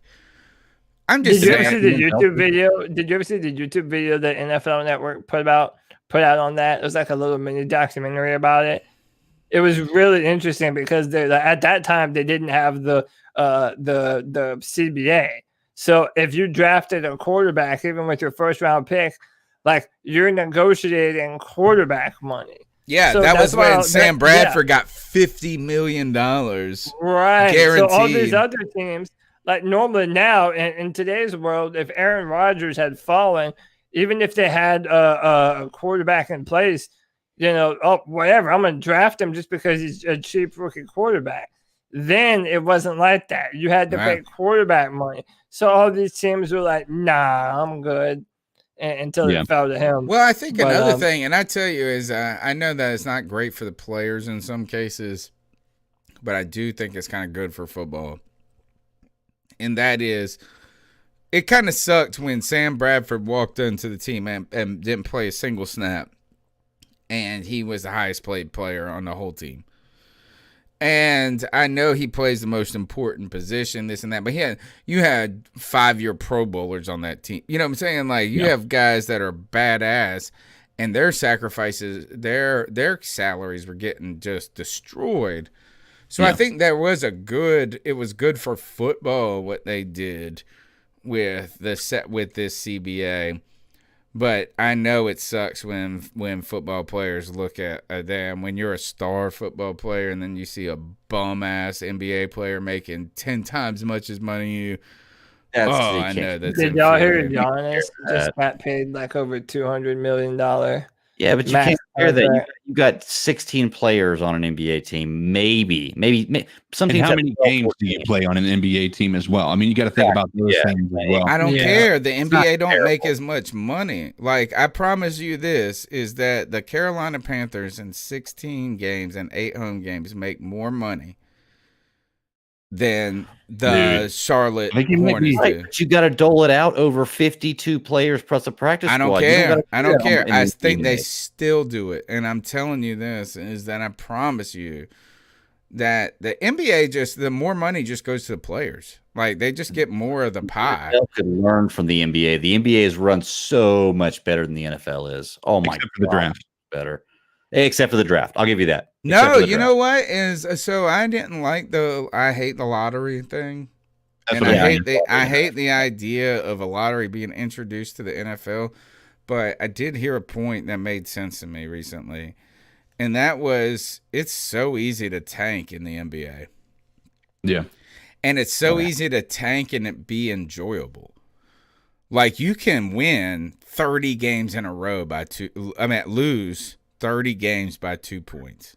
Mm-hmm. You could be like, just miss this free throw, homie. You could just, you know what I'm saying? I mean, like, there's a way where it's still entertaining and this and that, and you lose 30 games in a row. Like, it's a lot easier to tank and get to be the worst team. And all of a sudden, that one player makes such a big difference because it's 20% of your starting roster. Mm-hmm. You know, and so it's almost still like worth it, man. Dude, yeah, right. And it's still worth it. I don't follow basketball at all.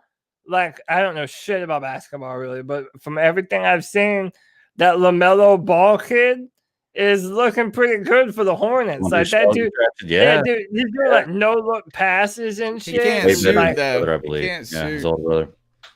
Hey, look, I'm telling you, dude, the NFL could take notes from the NBA. Like, the way their structure is set up, they have it where you have a max amount of money that a player can make. It's a max contract for this much amount of money. this many years. Okay. But it's 100% And guaranteed, in order to right? qualify for that, you have to make the all-pro team, first team or second team twice, I think.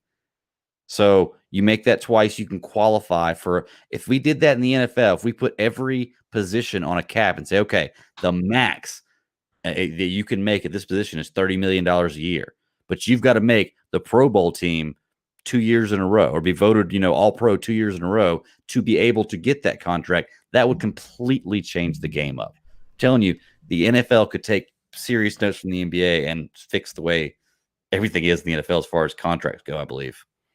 Oh, Trail One said he scored like 15 points last night. Good. He was 0 for 5 on his first night. I'm excited. I think he sounds like a good kid, even though his dad is, a joke. But I think, if you're Charlotte radio, you're begging to have his dad on the radio all the time. But He could come on this podcast, man. Come on. It's a joke. Dude, forget what he said. But it's working. He had 2 sons that were drafted top 3 in the NBA draft. He's doing something right. Well, his sons are doing something right. He's part of that. He's had them sent across seas and this and that. But if our president has taught us anything, there's value in being ridiculous. It's true. Sure. Right? True. And so hey, what's his name? Lonzo. What's his name? Not Lonzo. Lamar Ball. Lamar Ball has an open invitation on the C3 Panthers podcast. I don't care if you think he's a clown or not. You know what? I'd love to talk to this motherfucker. I would. He played for the Panther on the practice squad for like a season. All right, let's go to the next call. 252-228-5098. This is Chuck from Elizabeth City calling again. And like I was talking with the draft, I really do feel that, we're really so close. I would love a top 5 pick. We're definitely not getting one of the 2 quarterbacks, but Zach Wilson might be the guy. We might end up having a guy who can come in and start day one. But I'm so scared we're going to pick a quarterback and we're going to keep treading water, guys. Keep treading water. And we're going to pass up a stud offensive tackle, a linebacker, or a shutdown corner. That is a fear of mine. Now, number 2, thing I want to get to on Sunday's game, everybody talks about how bad our offensive line is. We've really lost a lot of good offensive line talent, and I hope we don't lose Taylor Moton. Scares me. But the one thing I've noticed the guys play, they play hard. The 4 sacks that Denver had against us Sunday, in my opinion, 2 or 3 of those sacks were not on the offensive line. I know they had a stunt play where they did get to Teddy early. Yeah. But in my opinion, it was Teddy holding on to the ball. He can't throw the ball down the field. And since we're talking about Teddy, I'm finally on board with this. I'm tired of Teddy Ditchwater. The guy has a terrible demeanor. We went from having a coach who folded his arms and could not game plan to a coach who's involved in the game. But we had a quarterback who was energetic and carried the team. And maybe it was right to move on from Cam. It probably was. But now we've got a quarterback who doesn't take responsibility. His demeanor sucks. He is not the answer. And we've wasted a lot of money on him. And I can understand where you guys want a guy like Zach Wilson or the kid from North Dakota State, Trey Lance. But I'm just so worried that we're going to get a pick that is not going to pan out to be the man. But anyway, I just kind of wanted to stand up for the offensive line because as bad as they've been, I don't think they're the problem. I see DJ They were Moore was terrible this this past week, though. The secondary did look terrible. I will say that they did, but I can't blame. It doesn't happen every week like that to them. This Brian is the Burns first got time robbed on that sack. We would have got us off the field. They wouldn't have scored. And nobody's even talking about the punt return touchdown. Did you not see the blatant hold on the call? Yes, the kicker got held. Yes. The worst of people calling the game. I think it was James Lofton or the other guy who was commentating that actually said that the running back we now have, the guy we got from Chicago, who's done a great job, and I can't think of his name right now, but we had a tough decision at the end of the year because we were going to have to decide if we were going to pay. Well, the truth of the matter is the guy's a free agent. We're not going to keep him. We'll just have to plug in Mike someone Davis? else who he'll flip. Yeah, he's not. He's going to get paid somewhere else. Yeah, and he's, you know what? You know who could use Mike Davis right now is Tampa. Yeah. They could certainly use him. I think this is that don't worry about picking it and it not being right. That can happen at any pick at any time, and it can happen in the third round with Will Grier. It can happen in the second round with Greg Little. It can happen in the first round with Vernon Butler.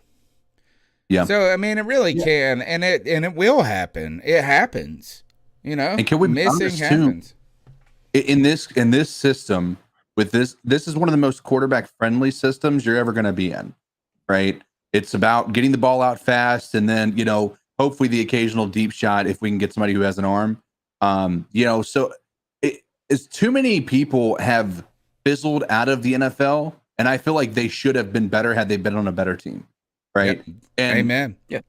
And too many quarterbacks have gone to bad teams, and they're expected to turn it around. But in all reality, it's hard to do that if you don't have the talent around you. You don't have a coach that's going to be making sure you're in the best position to succeed. And you're slightly in over your head at the time. Yeah, absolutely. Because you're basically drafted to be the face of a franchise immediately out of college. I mean, who really succeeds in that type of a environment in a bad situation 90% of the time? It's not something that happens very often. All right. Well, and I think they even mentioned it and interestingly, I think they mentioned it in the commentary. Who was it? Lofton. Who's the color commentator? Which someone in the YouTube chat, not chat, but the comments said I said colored commentator in the if I said that, I didn't mean to say that. The color commentator,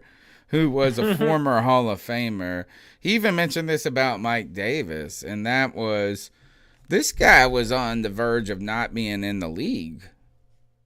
He had bounced around from teams. It wasn't going to get the opportunity. It didn't seem like it's like when talent meets opportunity is very important. And if anything, maybe the biggest weakness of the NFL and why we're kind of all secretly rooting for XFLs and AFFs and things like this is that there's so much pressure on each play, and it's like either you are expected to be great and you are, or you aren't, or you're not expected to be great and we don't give you a chance.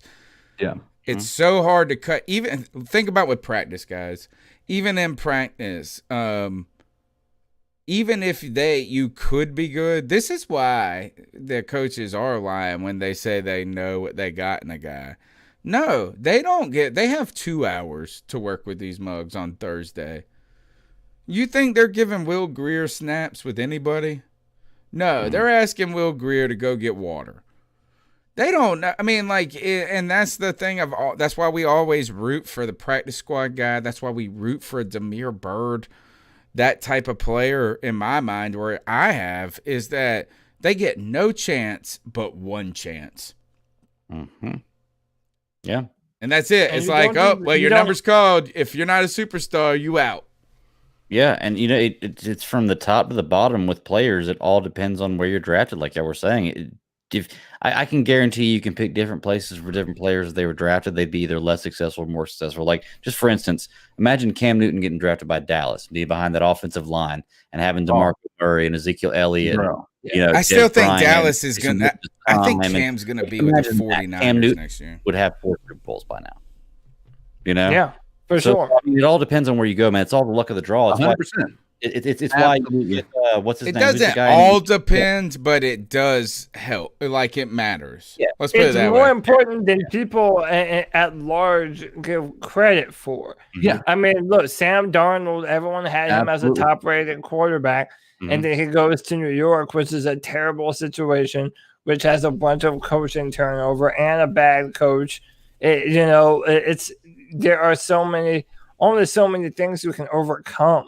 What I about mean, this? maybe Can we Dwayne use an Haskins- example that we've already talked about in that Alex Smith went number 1 to a terrible 49ers team at the time, and Aaron Rodgers went in the 20s or whatever he went, and he went and Doing sat great. behind Brett Favre, and then So imagine what would the trajectory of Aaron Rodgers' career? I'm not saying he would be a bum or a bust, but would it be as equally as great if he would have been given the 49 if it had been reversed? Exactly. You'll never know.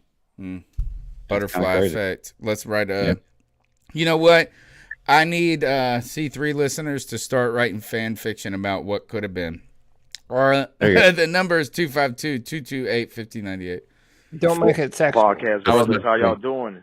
What's up, G? Again. Hey man, I was looking on Facebook. Hey, Tony, I think David Tepper- Greg was peacing out. You're good. Oh, sorry. You out, Dre? You gotta go. Yep, he's gotta go to work. Oh, man, post office man. We're working hard right now. I got to be up at 5 to go to work, so I'm gonna get out of here. God you bless already you. know. I don't like Teddy. I don't like Matt Rule. Go Panthers. Keep pounding. Let's draft Zach Wilson. And Frontline worker right there. Frontline worker. Thank you, brother. Making Amazon a billion-dollar corporation. We appreciate it. Right. Or trillion-dollar I don't corporation. get punched by anybody. I try not to. Punch Later. them. Don't get bad punched. day. Later, bro. All right, G, what you guys say? If I play. Podcast brothers, how y'all doing? What's up, G? Cavassier again. Hey man, I was just looking on Facebook and they're saying that David Tepper is going to make a decision on to keep Hurney. And Cody, I agree with you, man. It's time for Hurney to go. I know you guys getting a little debate about that shit and people called in and was coming at you and everything. I'm with Cody on this, you guys. It's time for Hurney to leave. And do not get me wrong. That dude hits in the first round. That son of a bitch hits in the first round. I will give him that.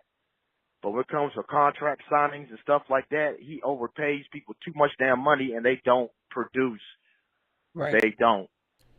And I agree with what you guys were talking about last week about Bucky Brooks. Yes, I wouldn't mind him being a GM at all, man.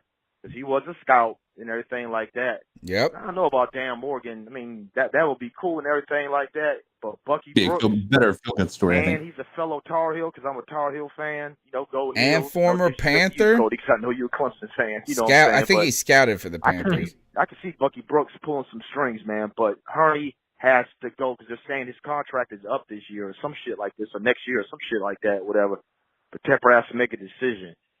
And the way they handle Cam Newton, I see some changes coming on in this offseason. I really, really, really do, y'all. So give me your opinion on that. Would you take Bucky Brooks or would you go with somebody else? Always remember, y'all, keep pounding. I have a thought. Go ahead. So, yes, the more we talk about Marty Hurney, like I said, I wouldn't be upset if he's fired. I think fired, or well, obviously contract is expired, so I don't think fired will be it. I wouldn't be upset if we rehired him as a consultant, right? Somebody to come in to offer their perspective on the draft, maybe be ahead of the scouts or something like that. I would be okay with something like that, and then having somebody else be the decision maker on making the, pulling the trigger on which people to draft and whatnot. I value Hurney's, Hurney's abilities too highly to let him go, because I think that, it's just the proof is in the pudding. I mean, it's no other GM has had his track record on first round draft picks, right? Plenty of others have had his track record on the second, third, fourth, fifth, sixth round draft picks, but nobody's ever had his track record on the first round. CK, remind me next Tuesday. I'm gonna compile a list that proves you wrong, because to say that no one else has ever had his track, you gotta make the list, or else I'm gonna have to, man, until you bring the list. Because I hear you say that, CK, and yeah, I don't have a name that jumps to the top of my head that I can say. Oh yeah, look, this guy was way better. But I'm telling you, not way better is we can make a list of people that had 10 first round draft picks and only 2 hit. Right, but that's a lot. CK is making it sound like there is just no better drafter of first round talent than Marty Hurney, and I just beg to differ. The reality is there. I mean, every star player that we have ever had has been a first round draft pick from Marty Hurney. I mean, it's just the reality of it. Here, Like, let I me mean- give you this. Let me give you a quote. This is Jordan Gross, who, by the way, was drafted by Marty Herney and works with the Panthers. I'm pretty sure it's Gross that said this. Hold on, I just saw the quote. I got the article that is up right now on The Athletic. Marty Herney's future at Carolina, will David Tepper extend GM contract? And the quote says this: 4 head coaches, 2 CBA deals, 2 owners. He's picked the hell out of some first-round draft picks, Gross said. He picked everyone that's on Mount Rushmore with him. He groomed one of the best GMs in the league in Brandon Beane. That's offensive tackle, former legend Jordan Gross talking about it. And so I think part of it has to just ultimately be like this, is that there are some accomplishments for Marty Herney, but the number one misaccomplishment or unaccomplishment, failure, right? Isn't that the opposite of accomplishment, failure? Is ultimately is that the team has not won. Yeah. And that is, I mean, if you look at the record that he's had as a GM, he's sub 500. Yeah. Sunday's loss, quote, according to Person, to Denver assured the Panthers would finish with their 16th losing season in 26 years. So he's not been super successful at the same time. He's not even been really successful at the same time. Like, that is, he has 2 main accomplishments. His ability to work with diverse people, from Jerry Richardson to David Tepper. You can't think of different peoples. And then to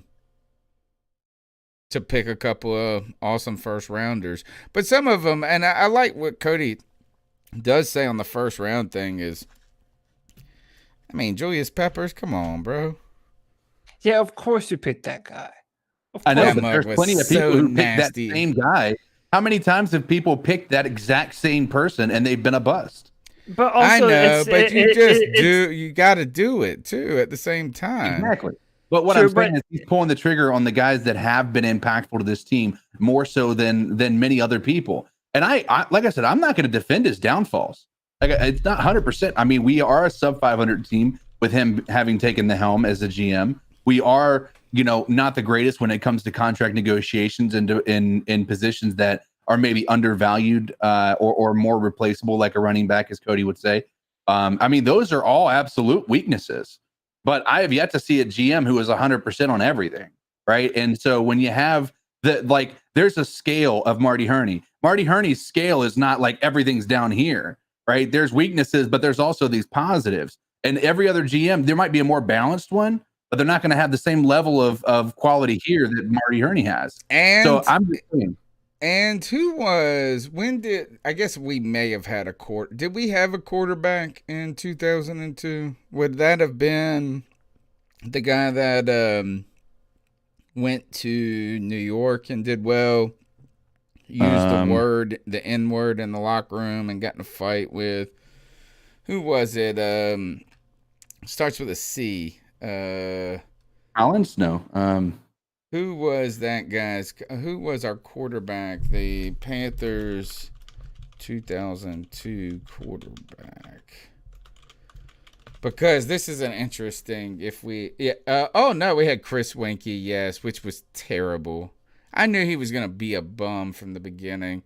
He was 30 years old or 28 years old when he got drafted, it felt like. But here's interesting, Cody. And we picked a first-round quarterback the year before. So we kind of went in with what we thought was going to be the franchise quarterback. We got the Heisman pick. I could have told you back then it wasn't going to work. But the next year we picked Julius Peppers. Interestingly, the Detroit Lions, the 3rd pick in that draft. David Carr went first. And he was very good for Houston until they just let him get sacked 78,000 times. But Julius Peppers is sandwiched between David Carr and Joey Harrington. So, there's a fine line between trying to get that franchise quarterback and getting a bum and missing on Julius Peppers. Yeah. I just maintain all those things that he does well, those aren't little, or all the things that he does wrong are not little things. They're very major flaws. They're very major flaws. Accomplishments. But and on top of that, to say that we're not going to be able to get another general manager that can't make good first round picks, like that's the crux of my argument. There isn't anything that Marty Herney does that isn't replaceable. All right, let's go to the next call. Marty Herney let's go to the next call. Be not replaceable. Like that's possible to not be replaceable. Like that's the thing is you've got to take the good with the bad, Cody. We're not going to get a GM that comes in here first day and makes this a winning franchise. And we made the decision to go with Tepper to get us out of a cap hell, and then we got rid of him because of things, the way he's feeling. Yeah. What did I say? You Tepper, said my bad. Tepper. Yeah, they remind me of the same person, honestly. But I just think that there's a fine line. I'm okay with, like I said, I'm not on the hill of saying if we fire Marty Herney, I'm going to be all upset. I'm going to be worried that we're going to go backwards because a new GM that's never had the experience to be a GM, who's only been behind somebody who's actually making the decisions, is a risk, and it's always going to be a risk. You can talk about Dan Morgan all you want. He's in this franchise, but he's not made the decision. He's behind somebody else making that decision. And so that's what I'm talking about is you're right. You might get somebody to come in here and get those first round picks every time, but you could also get somebody who makes just some of the dumbest first round picks like the Jets or not the Jets, but the Giants. I just think you've got to take the with a grain of salt. I mean, is it worth that risk in your mind to fire Marty Herney and then risk going backwards by 5 or 6 years because we don't get a GM? Yes, because you realize the same conversation that we're having about the general manager is literally the same conversation that we're having about the quarterback. Different entirely. No, it's not different at all. Because what we're saying is that if you're going to take a chance on a quarterback, that guy could bust, and you're going to be up a creek for the next 5 years with a busted ass quarterback. Yeah. Well, so then some people are like, well, since he might bust, we shouldn't even try. Go to a different position first. It's the same thing with the general manager. If you're just going to assume, well, okay, we might hire a guy and he isn't even half of what Herney is, and then that tanks us. Like, you have to trust your vetting process. If we're going to trust that we're going to bring in someone new and dynamic with a fresh pair of eyes, once they pass that test, then you hire them. There is risk involved in all of it. Absolutely. What I'm saying is the risk out, it's worth it because the chances of us busting on a GM, I feel nowadays is less likely than it ever has. Let's go to the next call, guys. This is Jay Anderson again. Just continue, but like I said, man, you got the Vikings. The Vikings. Oh, I missed his first call. Here's what's going on, C3 Nation. It's your boy Jay Anderson hitting y'all up, man. Hope y'all being safe and everything. What up, Jay? Listen to the podcast on Sunday, man. Talking about Marty Herney. One thing I give credit to is Marty Herney is a good first round draft pick GM, but that's the only thing he is. Granted, he probably is one of the best in picking in the first round, other than 3 of those years where he picked Jeff O. But I heard, some people say because of injury he didn't pan out. No, second round anyway. And then we didn't have those 2 draft picks that next year that we traded for. Those 2 draft picks, 2010 and 2009. But the thing is, I could say Ozzie Newsome was a good first round draft pick. Probably like 4 of those years he didn't have not so good. You can say Kevin Colbert from the Steelers can match Marty Herney too. I would say somebody like Mickey, the guy from the Saints. He can draft in the first round real well. He probably had 2 or 3 stumps on the way. But at the same time, man, it's like, that's cool you can draft in the first round, but when you have so many picks, so many draft picks, every year you want to at least hit 3 out of 4 with those picks. Hey, can I, and I'm going to pause the call for 1 second just to bring this up, is that it's possible that, like, I mean, Marty Herney, I mean, you could theoretically keep him involved if we believe he's so important to first round picks, which I don't think he is, and I do think he is. I think there's a lot of, I mean, most importantly, he's picked linebackers like crazy in the first round. It's just been amazing. At times you just didn't know it should have been. And Luke Kuechly's the greatest example. And it's hard for people to remember. We had John Beeson, who was a beast. It was Thomas Davis that was struggling with injuries. And then John Beeson started to get nicked up. We didn't know it was going to be as long-term as it turned out, or habitual as it turned out to be. And they're already putting in work with Luke Kuechly. I mean, it was just a lot of smart. There's some cool things going on at linebacker and this and that. But, like, hey, is that I almost want to make you a contract worker for a day. Yeah. If that's, well, I mean, I would say, you know what I'm saying? It's like advisor. Make him the head scout. Make him the head scout. Like, I'm okay with that. Honestly, he might be all right with being somebody who's even further behind the scenes than he is now. I mean, honestly, that may be a great way to kind of just round out your career without having the, you know, shame and embarrassment of being fired or this and that. I mean, he doesn't seem like his ego's too big either. And I think David Tepper really respects Marty Herney. Like, I mean, let's be honest. If David Tepper didn't respect what Marty Herney did, and if he didn't see value in what Marty Herney does for this organization, he would have fired him, right, with Ron Rivera. There wouldn't have been a question about it. I don't think you really have to worry, Cody, though, about Marty Herney being the GM going forward. I don't think that he's going to live out this contract. I think it's how he lives out the contract, and that is, excuse me, let me rephrase. I think he'll live out his contract, but I don't think that he'll be fired or promoted. You think he'll be retired? Maybe retire. He might, you know, there could be something to where it just says, look, I've had a long run with the Carolina Panthers. I'm just tired. And yes, and it's really like we weren't going to hire you back anyway. Yeah. You know, I don't want. Yeah, I'm not going to beat the Drummonds down this all night. I want to give at least 4 names that I think right now they might not have the same tenure as Marty Herney, so they don't go back a million years, but guys that I would pick as better first round general manager drafters today. John Lynch of the 49ers, Brett Veach of the Kansas City Chiefs, Eric DaCosta of the Ravens, and Mickey Loomis of the Saints. Okay. So one of them is in our own division. And throw in Kevin Colbert and Brandon Beane. All right, let's keep going with Jay Anderson's goal. And there are times when Marty Herney and the Panthers, they have like 8 or 10 picks, and they only get one right. Like the Carolina, in 2011 when they got Cam and they had 8 picks, but they only got draft. Cam, and that was it. Yeah. Like everybody else was a stud. Like we're not going to hit.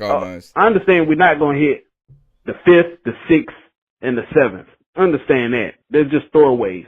But you need a GM that's going to hit, that's going to at least hit them first 3 rounds, maybe a 4. And if you pick up a GM that works, you know, that you can coach up in the undrafted, that's cool.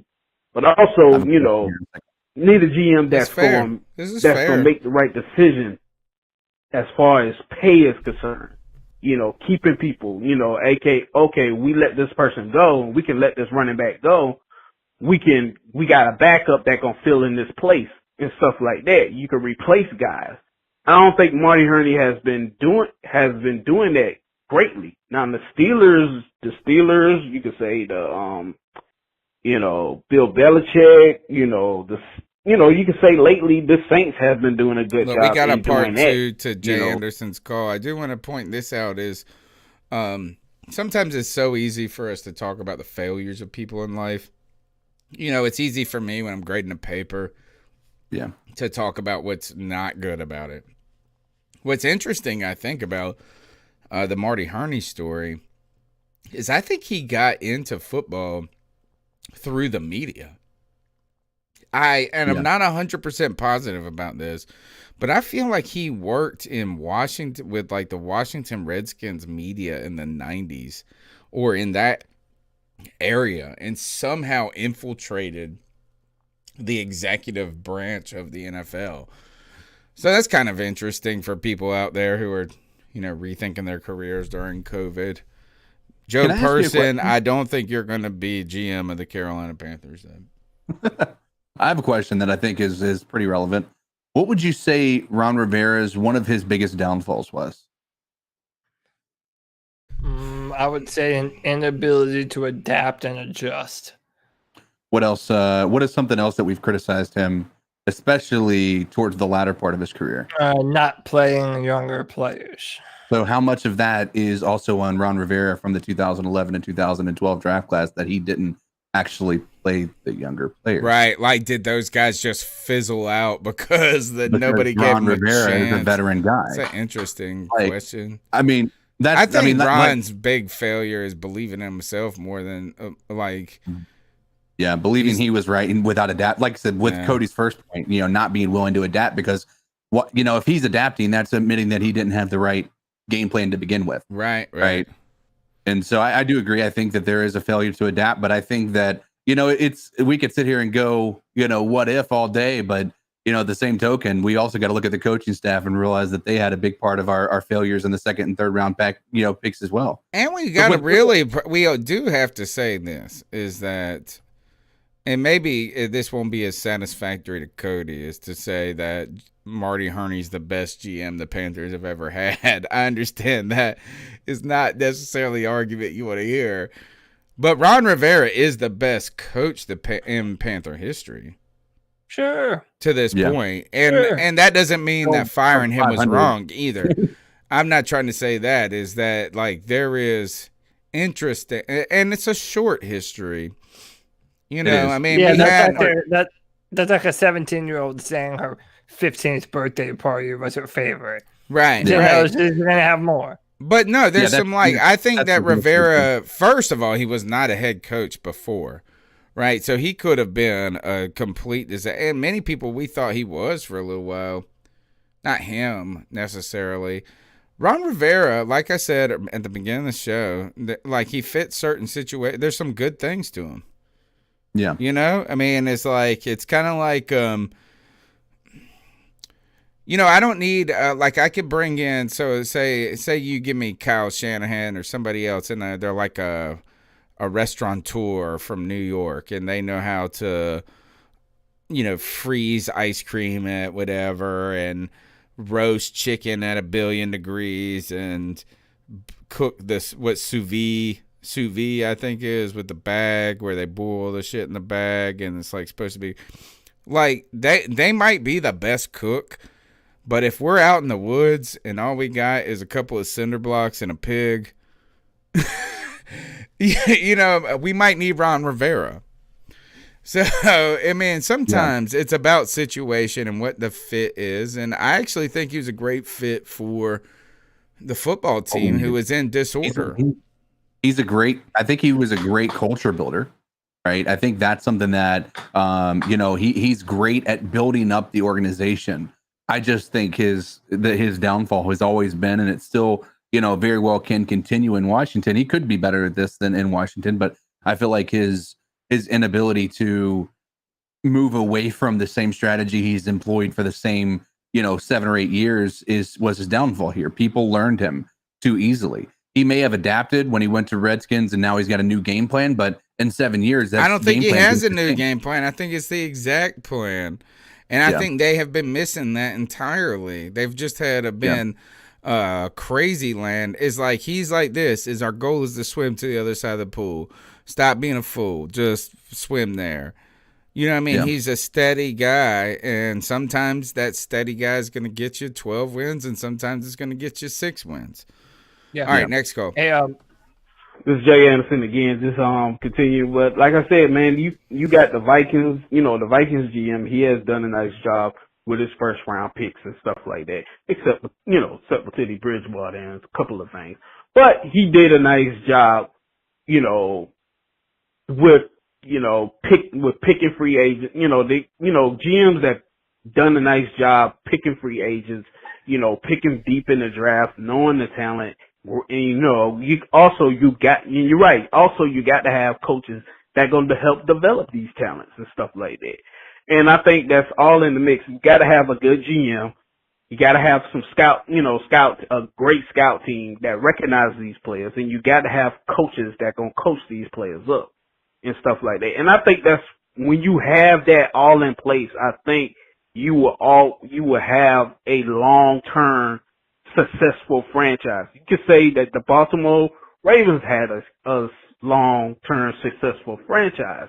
Even they down year, they still had, good pieces around it. They just need a couple more pieces to add to their good down year. They'll probably have a good down year 1 or 2 years, but then they'll be back up, the next 3 and stuff like that. Steelers have, probably ever since 2000, they never had an extremely down year and stuff like that.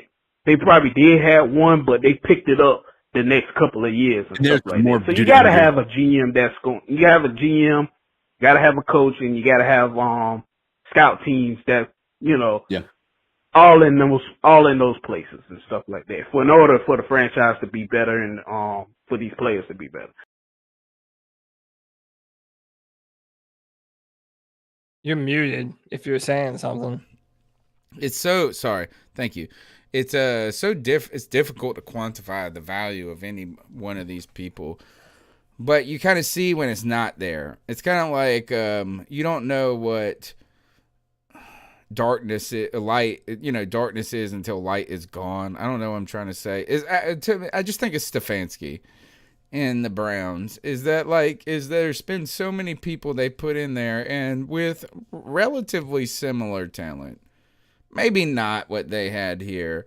It's just like these guys, finally, they hit the fulcrum point of having enough talent where these guys said, I don't give a fuck what you got, what the history of the Browns is. We're used to winning, homie. I'm Nick Chubb, which I still maintain I was right on Nick Chubb being better than Sony Michel.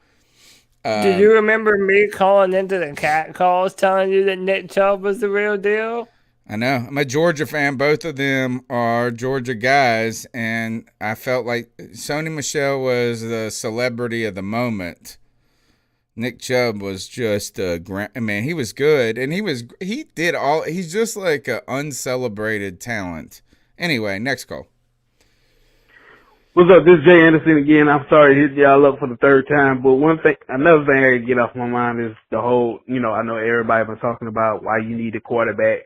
Why draft a quarterback? You got to draft pieces around Teddy Bridgewater to make things better. I know some guys from like Panther Nation podcast was saying you build around Teddy, and they use an example as the Baltimore Ravens and the Tampa Bay Buccaneers back in 2002, saying if you build a great defense, you just just get a quarterback that's just going to win you some. The thing is that those teams didn't have a long-term quarterback, didn't have a long-term franchise quarterback. Yeah, they won just that one ring. So my thing is do you want a long-term franchise winning, franchise? You want the franchise to win long-term, or you just want that one ring and just have some bullshit years? Because if you look at the Tampa Bay Buccaneers, they haven't been up since then, since that Super Bowl year. And during that time, they was exchanging quarterbacks throughout that whole that's how Tony Dungy got fired, because he didn't have a quarterback. Yeah. And they were one quarterback away. Well, basically they was one coach away, because that coach coached Brad Johnson. But Brad Johnson was nothing. He was kind of like Teddy Bridgewater, but he wasn't a franchise quarterback.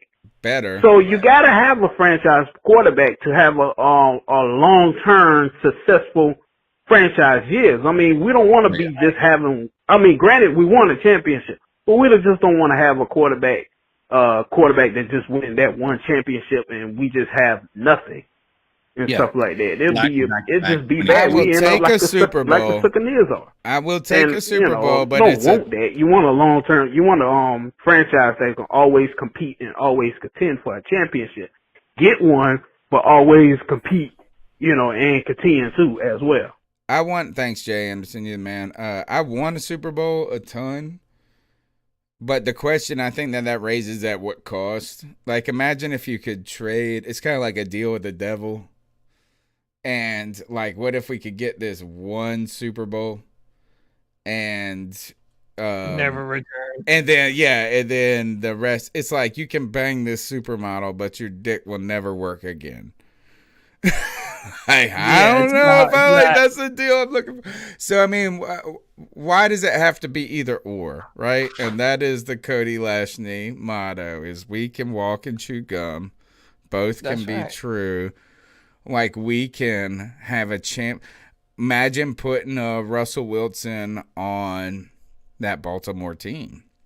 Yeah, and also let's just be real with this. Have y'all seen the Kansas City Chiefs? I Like, know. just they can't lose. It's dude. Listen, I don't know if people. I mean, obviously we know this because they're such a good football team, but dude, that's the standard now. Yeah. The Chiefs are the favorite to win the Super Bowl again this year, like they did last year. They're going to be favored next year. And then you have to look, all right, do you have a quarterback that can do what Russell Wilson's doing or come close? Or what Can Justin we just Herbert's look at doing this or come past close? week? Can we just look at this past week for what Kansas City did? Is that they played a team that is an underrated juggernaut in the Miami Dolphins, right? The Miami Dolphins have a sick-ass defense. Their offense has been well enough, right? It's been productive enough that they get the ball in good situations. They score. They do some different things. Their special teams always does shit. They're kind of a complete team. They are many ways kind of the team you would want to build, that team you want to build. But here's the deal, is they played the Kansas City Chiefs, and they gave them everything, man. They won the turnover battle. And they were there. They had a chance to win. They did have a chance to win. But you're talking about Patrick Mahomes having one of the worst games in his career, and guess what happens? It wasn't enough. Still win. Yes, like what was it? It was when Las Vegas. You saw this when the Raiders played them, and they go up. And there's 58 seconds left, and the Chiefs got to score a touchdown. And guess what they do? Let me ask you. But here's the thing. I mean, that almost plays right into that same argument that we're talking about, like trying to, avoid. And that is Mahomes was drafted into a complete team. He was. Like, that team was built. Kelsey, Hill, the offensive line. You had But they're not complete. They're not even. I think they are. I do understand what you're saying, is that they're a really good team. It's not just Mahomes, but it kind of is.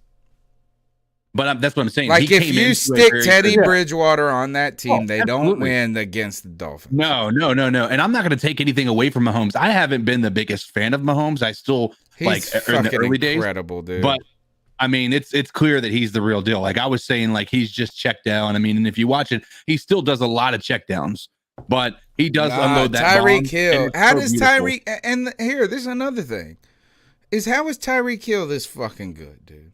Yeah, because he's the fastest player in football, man. I don't care, man. Is that like? I don't care if he's the fast. It's something more.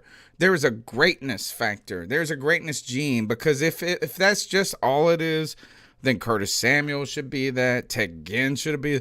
No. This motherfucker somehow scores 4 touchdowns a week. I don't understand. He is one of, if not the best. In my mind, Tyreek Hill and DeAndre Hopkins are the 2 best pure receivers. Fuck that. Devontae Adams is the best. Is just so elusive. Adams is the best. Tyreek Hill is good, but dude, he's not DeAndre Hopkins. Yeah, DeAndre Hopkins already passed his prime. I don't know about that, man. Yeah, he is. He's not the deep threat. And like, no, he never was. I would take Adams over never Hopkins threat, really. today. Tyreek Hill is also, but listen, that's a match. I'm not made saying in heaven. Hill. I'm saying Devontae. Isn't it Devontae Adams? The Green With the Bay Packers? receiver? Yeah. Yeah. That's the he's guy definitely I up there. think who's number one in the league. I think he's the best receiver. He's just got He's most complete, remember, dude. He's a possession. He's a quarterback getting deep the ball to him. Sure, he is, but he's also double covered all day. So is he's better than DeAndre Michael Hopkins. Thomas. Let me just say this: he's better than Michael Thomas, I agree with that. and he is, I think, better than DeAndre Hopkins today. I don't know about that. Maybe man. not 2 years ago. Maybe not 2 years ago. I think Kyler Murray is good, but he is not Aaron Rodgers good, where he's getting this ball into these perfect spots every time he throws the damn ball. Like I think comparing the two is tough, because when DeAndre Hopkins had a quarterback like Deshaun Watson, who was getting the ball into tight windows, he was making people, and he's still doing the same thing in. Dude, look at Arizona. what DeAndre is doing this year for Arizona. Yeah. I know it's fine. It's fine. Look, I got him on my fantasy team. It's good. It's very good. But I'm telling you, Adams is more of an impact player right now this year. He's more impactful. Yeah, I would agree. And maybe it's because Rodgers makes sure it happens. But like this dude, when he's on the field, he is the man. But still, Tyreek Hill is the most electric of players. Like, just I agree with that. Just simple and plain, is he's unstoppable, and he should be. Don't you think that there's already never been a true better? I mean, obviously there's a long history in the NFL, but Patrick Mahomes and Tyreek Hill, that is a match made in heaven. The fastest wide receiver in the world with this fucking crazy ass quarterback that can throw it just off his back foot 85 yards into the end zone. Like, dude, that's hard to deal with. And Hill's more than being fast, dude. Like, he goes up, he's got ups, he's got agility. It's like all of these things, and he's so small, and it shouldn't be the case. He's what you want Curtis Samuel to be, bro. There was this one play, and this illustrates everything Tyreek Hill is. It was a situation where I think it might have been a halftime, it might have been the end of the game. It was the Kansas City Chiefs against Dallas, and they got the ball off short to Tyreek Hill. He had at least 7 defenders in front of him. He eluded every single one of them and got into the end zone. Dude, Lug had a rushing touchdown. Like, the week before, he had 260 yards and 3 touchdowns receiving. This week, he had like a receiving touch. I mean, it's unbelievable. His product, to me, is what's most surprising is not how good he is. It's just the continuous productivity. You usually see players like this happen, but how they do it for so long, it's so impressive, man. It's amazing. It's magical. And guess what? Don't expect it in Carolina anytime soon. Joey Esquivel, if he's still here, wants to hear his call. Well, we're going. Let's go. Here we go. Hey, C3. I was watching the Pat McAfee show, and the Denver Broncos whipped our ass so bad that Drew Lock earned a new nickname. They call him Horsecock Lock. That's when you know you got a shit secondary, when Drew Lock gets a nickname like Horsecock Lock. That's all I got to say. Oh, God. I'm out. All right, next call. Hey, guys. Joey. We're talking about Ron Rivera and stuff, and how, if he wins Coach of the Year, I mean, he would have never done it here again, because he's not a bad coach, but he did all he could do for us. So I agree. He's literally doing what he did in his first years for us, as he is with Washington. Like, that's literally what he's doing. But we're talking about when we fired Rivera. Shit, I still remember where I was. I was in Raleigh. I was at a program. I'm not going to explain it to you because it would take like 3 cat calls. But I was in Raleigh for something, and I had gone to the convenience store. I'm standing in line. I still remember what the lady looked like, too. Well, not look like, but you get it. Okay, I know you're probably going to go into that at the end of the show. But I knew, like, I still remember what she looked like. This lady Had to be an old lady because voice was like deeper than mine. Says something about Ron Rivera getting fired, and my hearing sucks. I'm like, wait, what? And she goes, yeah, they fired Ron Rivera, and I'm like, oh, I mean, they should have done that a while ago, but. So when I get out of the store and I'm turning the corner, my dad calls me. And I'm thinking something bad happened because I was walking on the street. So I answer the phone and he goes, yeah, you know they fired Rivera? And I'm like, holy shit.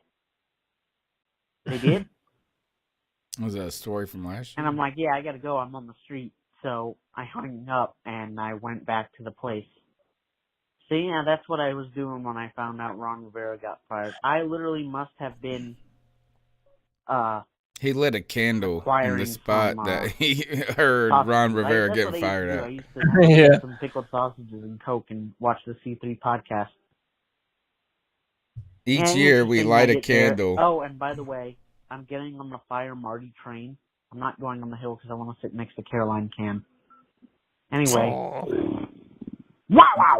Bro, you can I stand. don't blame you, bro. You don't need to sit beside Caroline Can. You need to stand beside her because she's like 6'7", bro. So you could stand straight up and be exactly where you need to be. And Next- she's not Caroline Can anymore, guys. You know she smells so Well, her name is Caroline, right? Her name's Caroline, yeah, but she's no longer Caroline Can. Oh yeah, she's married to some man. Oh, wait, somebody the else most- follows her on Instagram. The most Yeah. overrated chick in the history of the Carolina Panthers, Caroline Can. Next, last call. What is your problem? Yo, what's up, guys? It's Nick from up here in Mass. What's up, Nick? You know, just celebrating tonight. Turned in one of my final essays, so I'm officially graduating from college. Oh, You know, Hey, 29 all right. years old, but hey, still an accomplishment. So Yes, congratulations, But the real bro. reason why I called was because you guys had talked about, you know, not playing PJ, and you know, trying to lose every single game for the But you rest ha- of the you season. have to And play I PJ. completely agree. I think that we definitely should do that as far as losing every game. But at the same time, we need to know what we have in PJ. We need to know where he's going to stand next year. You know, it might hurt playing him in the aspect that it might hurt his trade value, or in Our the draft. aspect if he That's loses. what happened. You know, I really don't want our to draft. see He him might lose, win. but at the same time, I want to see us lose to get a better draft pick. And at the same time, if we start PJ, I mean, I wouldn't necessarily start him against the Packers, but I would definitely start him against Washington. If we start PJ, and I don't he know about looks that. like he's doing pretty good, and it's looking like, you know, we might have a chance, then we can make the decision to put in Teddy and just be like, all right, yep, no, time for us to lose. You know, because let's face it, Teddy sucks. The only way he might win is if we stay ahead the entire time. You know, but he's going to fall on his face. Teddy is regressing. That's true, Okay? though. I mean, And we should also use this Not- opportunity to play anybody who we have question marks on. All right? I mean, I don't know necessarily who those players would be, but I definitely think that this is a good opportunity to do that. On top of this, seeing as how I have a minute left, okay, the GM conversation. Marty Herney is remarkably good in the first round. Now, I have not been a Panthers fan for years and years and years, only a couple of years, okay? But in the couple of years I've been here, well, yes, Derek Brown hasn't necessarily been the best choice. It's only his first year. We don't know what we have in him in the long run. Yeah. Brian Burns. Dude's a fucking monster. Christian McCaffrey. That was Okay? Depper. nah, that was Cam Gettleman. Newton. I mean, Luke give my bad. Kuechly. Okay? Those He's are all hit in the first no. round. While I No. don't necessarily think that he's the best GM for us, he's proven that he has some worth, and we need to keep him here in some capacity. Even That's if it's what I was only to saying, yeah. choose the first round pick. I mean, I don't know if that's even possible, but love the show, He's guys. better than Keep Dave pounding. Gettleman. All right. Thanks, Nick, and congratulations on the graduation. And don't say That's great news. I'm 29 and now I'm fine. Like, no, that's a great accomplishment, period, bro. Whether you're 29 or not, yeah. Is that's not the way. Like, don't think. I encourage you. I'm not gonna tell you what to do. I encourage you not to think of it that way. Is whether or not you're on target for time, man. It's a good thing, man. You're working hard. You're achieving your goals, and keep Yep. going, bro. And I hate to tell you, this is more than likely as someone who works in higher ed, sadly, the way the world works is you got to keep going to school. Anyway, that's why I'm a teacher, bro, so I can stay in school my whole life. Joy. All right, let's get the hell out of here. I mean, really, look, Green Bay's coming up. Guys, I don't know what's going to happen with the post-game show, but there could be a chance that we turn it on. Maybe I'll let you guys host a little bit of it. I'll pop it. Who knows? But we'll see if we can get it done. If not, guess where we're here? We're here every Tuesday night. We need to ice somebody up, though. Who you going to ice up this week? I'm going to ice up. I'll start. Not me. I'm icing you up. My wife just came in. Look at her. Look. You are not icing me up. Yes, I am. Wait, Look, you can't even see me. I can't see you, but they can. Don't worry. Look, You're not icing me Smile. up. Say hi. No. yes, I'm icing you up. Go on out of here. She's on her first day of vacation. She went out, poured it. No, get out of here. You got corona. Get away from me. You got corona. Put your mask on. I got Rona. Put your mask on. Stop. I got some. I got COVID. That's a broke. Look at his thumb. He's giving me a thumbs up. Oh, she said he's giving me a thumbs up. It's about me. That's messed up. Ow. Get out of here, woman. All right, I'm icing up somebody. My wife. For that ridiculousness. Boy, she had too much fun because she don't have to work tomorrow. All right, my ice up pick. I hate to say this, and I don't like the ice up, and I feel like, man, look, is that creators on the internet? I'm a supporter, man. I am a supporter. Like, you put yourself out there, right? Like, you try to create something we're never ready to create yet. You just got to do it. And I think, CK, you know I'm pretty consistent on this, is that even when you started streaming, what did I just say? Just stream as much, but just do it. Just do it, homie. Don't make it you'll get back, you figure it out as you go. If you want to be perfect on day one, you ain't never going to do it. No. So, like, I don't like to talk junk about creators and this and that, but big B-U-T-T, right? You got to hit the butt. Nah. I'm icing up Big Cat, who's a Carolina Panthers podcaster and who happens to be the #1 Panthers podcaster on YouTube. Dude's got like 7,500 subscribers. We've been doing this for 7 years. I got 1,700. So smash the subscribe, mugs. It helps. I'm not icing him up for what his content generally is and this and that. Like, I just feel like this is that my man went hard on Teddy Bridgewater, right? Is he got 5 on it. He wearing the Teddy Bridgewater jersey. He doing dances. We went on the round table, Cody, and he tried to read off these stats to us. Yeah. And I don't like this. I will say this is that, and look, if you're black, look, I ain't going to tell you what the way to act or nothing like this, but I do feel like he uses the N-word as an intimidating factor. And he'll be like, and he got, blah, blah, blah. And it's like he's going to yell and say the N-word until you believe Teddy Bridgewater is great. But he was really, he even mentioned Teddy Bridgewater on Teddy Bridgewater's birthday. He said, I'm your biggest fan. And boy, Teddy Bridgewater had 2 damn really bad games. Well, not even really bad games. He had 2 quintessentially Teddy Bridgewater games. Think about it. The Detroit game, the Minnesota game and the Denver game were not awful. He didn't throw 7 picks. It's quintessential Teddy Bridgewater. But I'm icing Big Cat up, who went from mentioning Teddy Bridgewater on Teddy's birthday as his biggest fan to Big Cat literally put a clown face on this week. And maybe we should give him credit for owning up to it. I think it's a little gimmicky or whatever. Anyway, this poor guy painted his face. And now he is no Bridgewater. He is a troubled water. This guy gotta go. And I think that this is too much what everybody does a little bit. It's like a great argument until it's not. Yeah. Yeah, listen, man, I just want to pat us on the back because we've been We trying to consistent tell y'all. We and trying to ahead tell of the you. curve, and fucking, hey, we're spitting that real shit, man.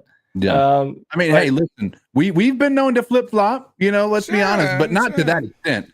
Not to that extent. And not that quickly. I'll be the first to admit How that. about this? Let me say this: is that I'm not even trying to buck on a man too much, like him as a person. What I'm saying is this: if you take a stand, how about this? Let me give an analogy. If Zach Wilson, if Cody Lashley comes up here and stumps, and like that's a political term, like you go stump, like you go beg people to vote for you, right?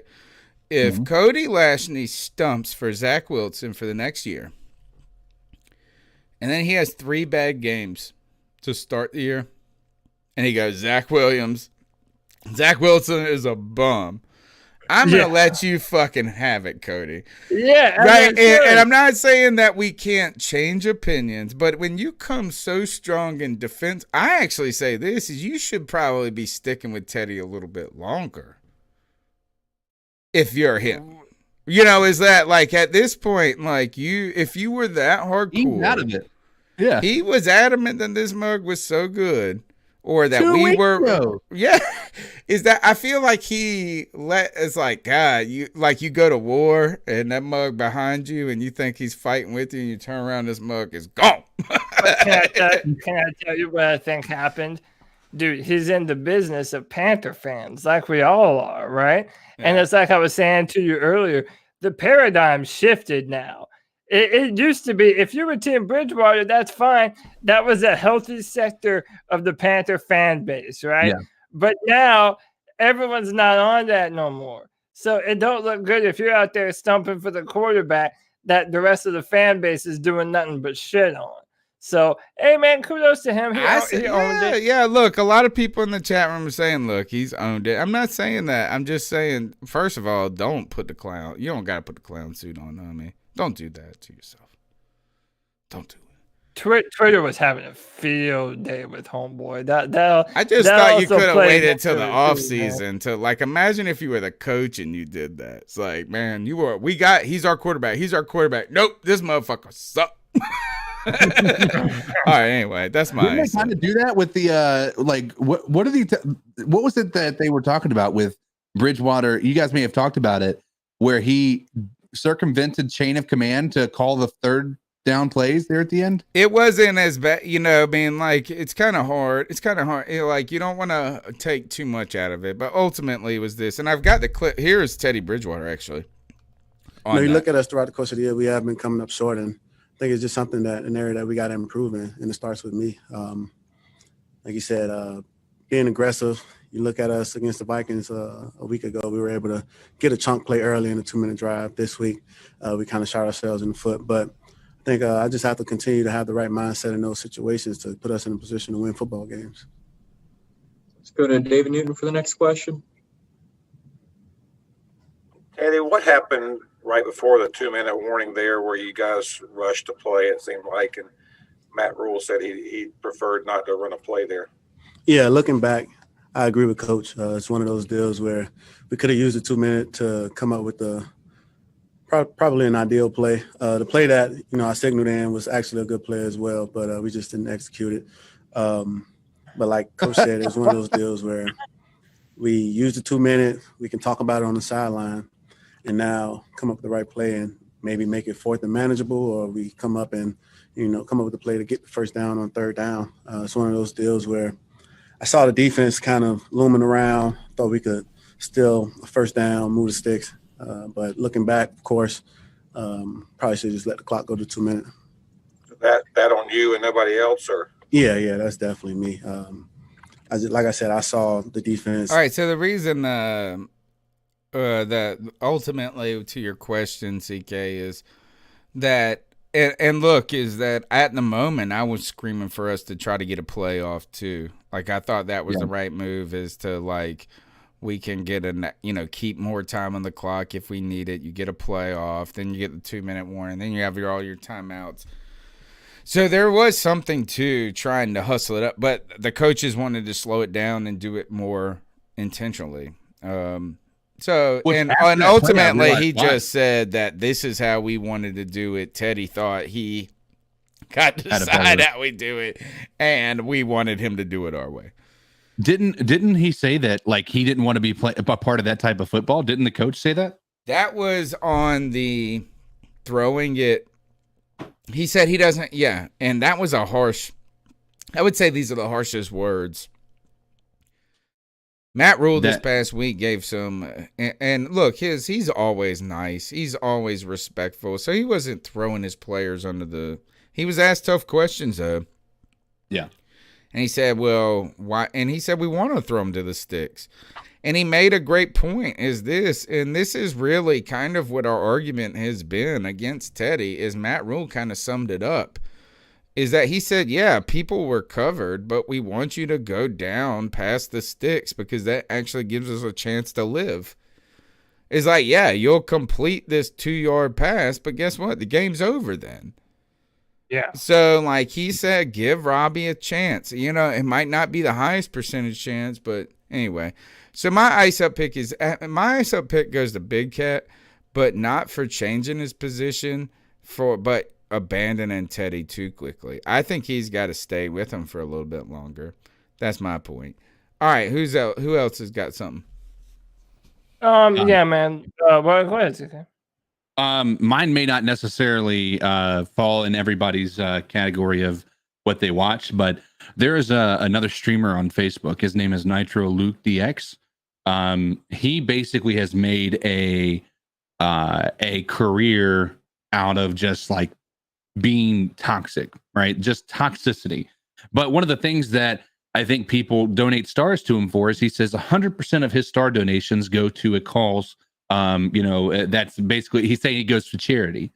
Well, essentially today, Jeff Leach, my buddy, he has found that all of that's fake. Like he is not donating those to charity. It is all going into his business, into his bank account. $30,000 a month worth of stars.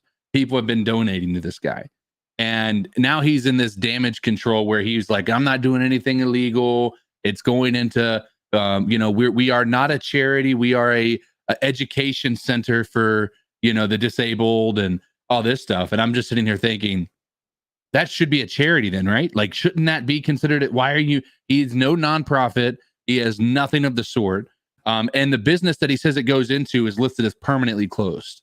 So like to this guy who is like to the point, like where if somebody comes in and has a different opinion of him, he basically tells them that he has sex with their mom, like that type of a person. And anytime somebody plays better than him or beats him in something, he accuses them of cheating. Like one of the most toxic people on the face of the planet. And he just got exposed today, and he's playing some damage control. And I just want to tell him, ice up, Nitro Luke, ice up. Ice up. Yeah, what a dipshit, man. Do something in the name of charity and you're not actually doing it. That's terrible. Autistic kids Welcome too. Like that's to the the whole world, point was, bro. Like half of these, and I don't like. So a friend of mine pointed this out to me once. When you round up, I always love the round up donations. Like I go to Food Line and they're like, "You want to round up?" I'm like, "Hell yeah, I'll round up." He goes, "They taking your tax write off, homie."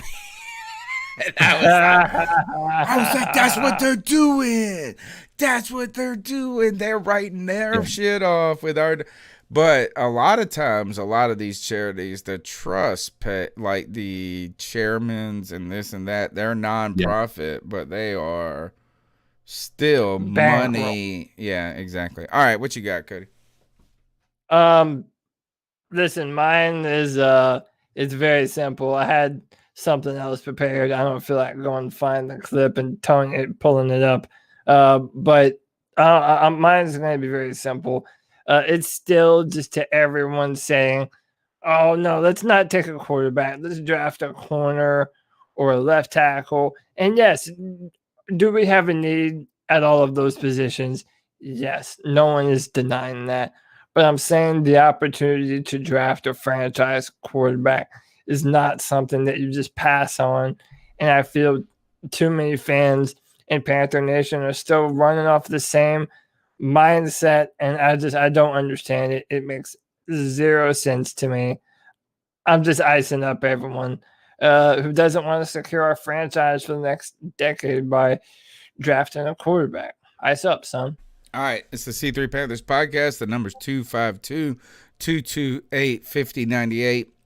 Post-game show still to be determined, but still call in, do everything as normal. We'll get it figured out. Follow me on Twitter at @cat_chronicles. Cody, how can they get after you? On Twitter at Cody Lack, CODYLAC. Tomorrow there's a brand new draft on draftet.com. And yes, I'm going to give y'all the inside scoop. I wrote about Zach Wilson. We're taking Zach Wilson. I did a whole write-up about him. I provided some highlights. I provided some video clips to show you the things that he does well. And I shit all over Teddy Bridgewater too. So check it out tomorrow, draftet.com. Man of many streams and video gaming kills. CK. You can find me on Facebook gaming at Codizzle_Allen. I have obviously all the other social media outlets as well, so feel free to look me up on that. But come check me out. And tonight at 2 a.m. is the new update for the new Call of Duty Season 1. There's going to be a new map for Warzone. So if you guys are interested in watching that, I'm going to try to stay up at least a little later to see if I can play that. So yeah, check it out. Smoke some meth and get after it. No, don't smoke no meth. Maybe a Bang energy drink would be a better idea. All right, we'll see.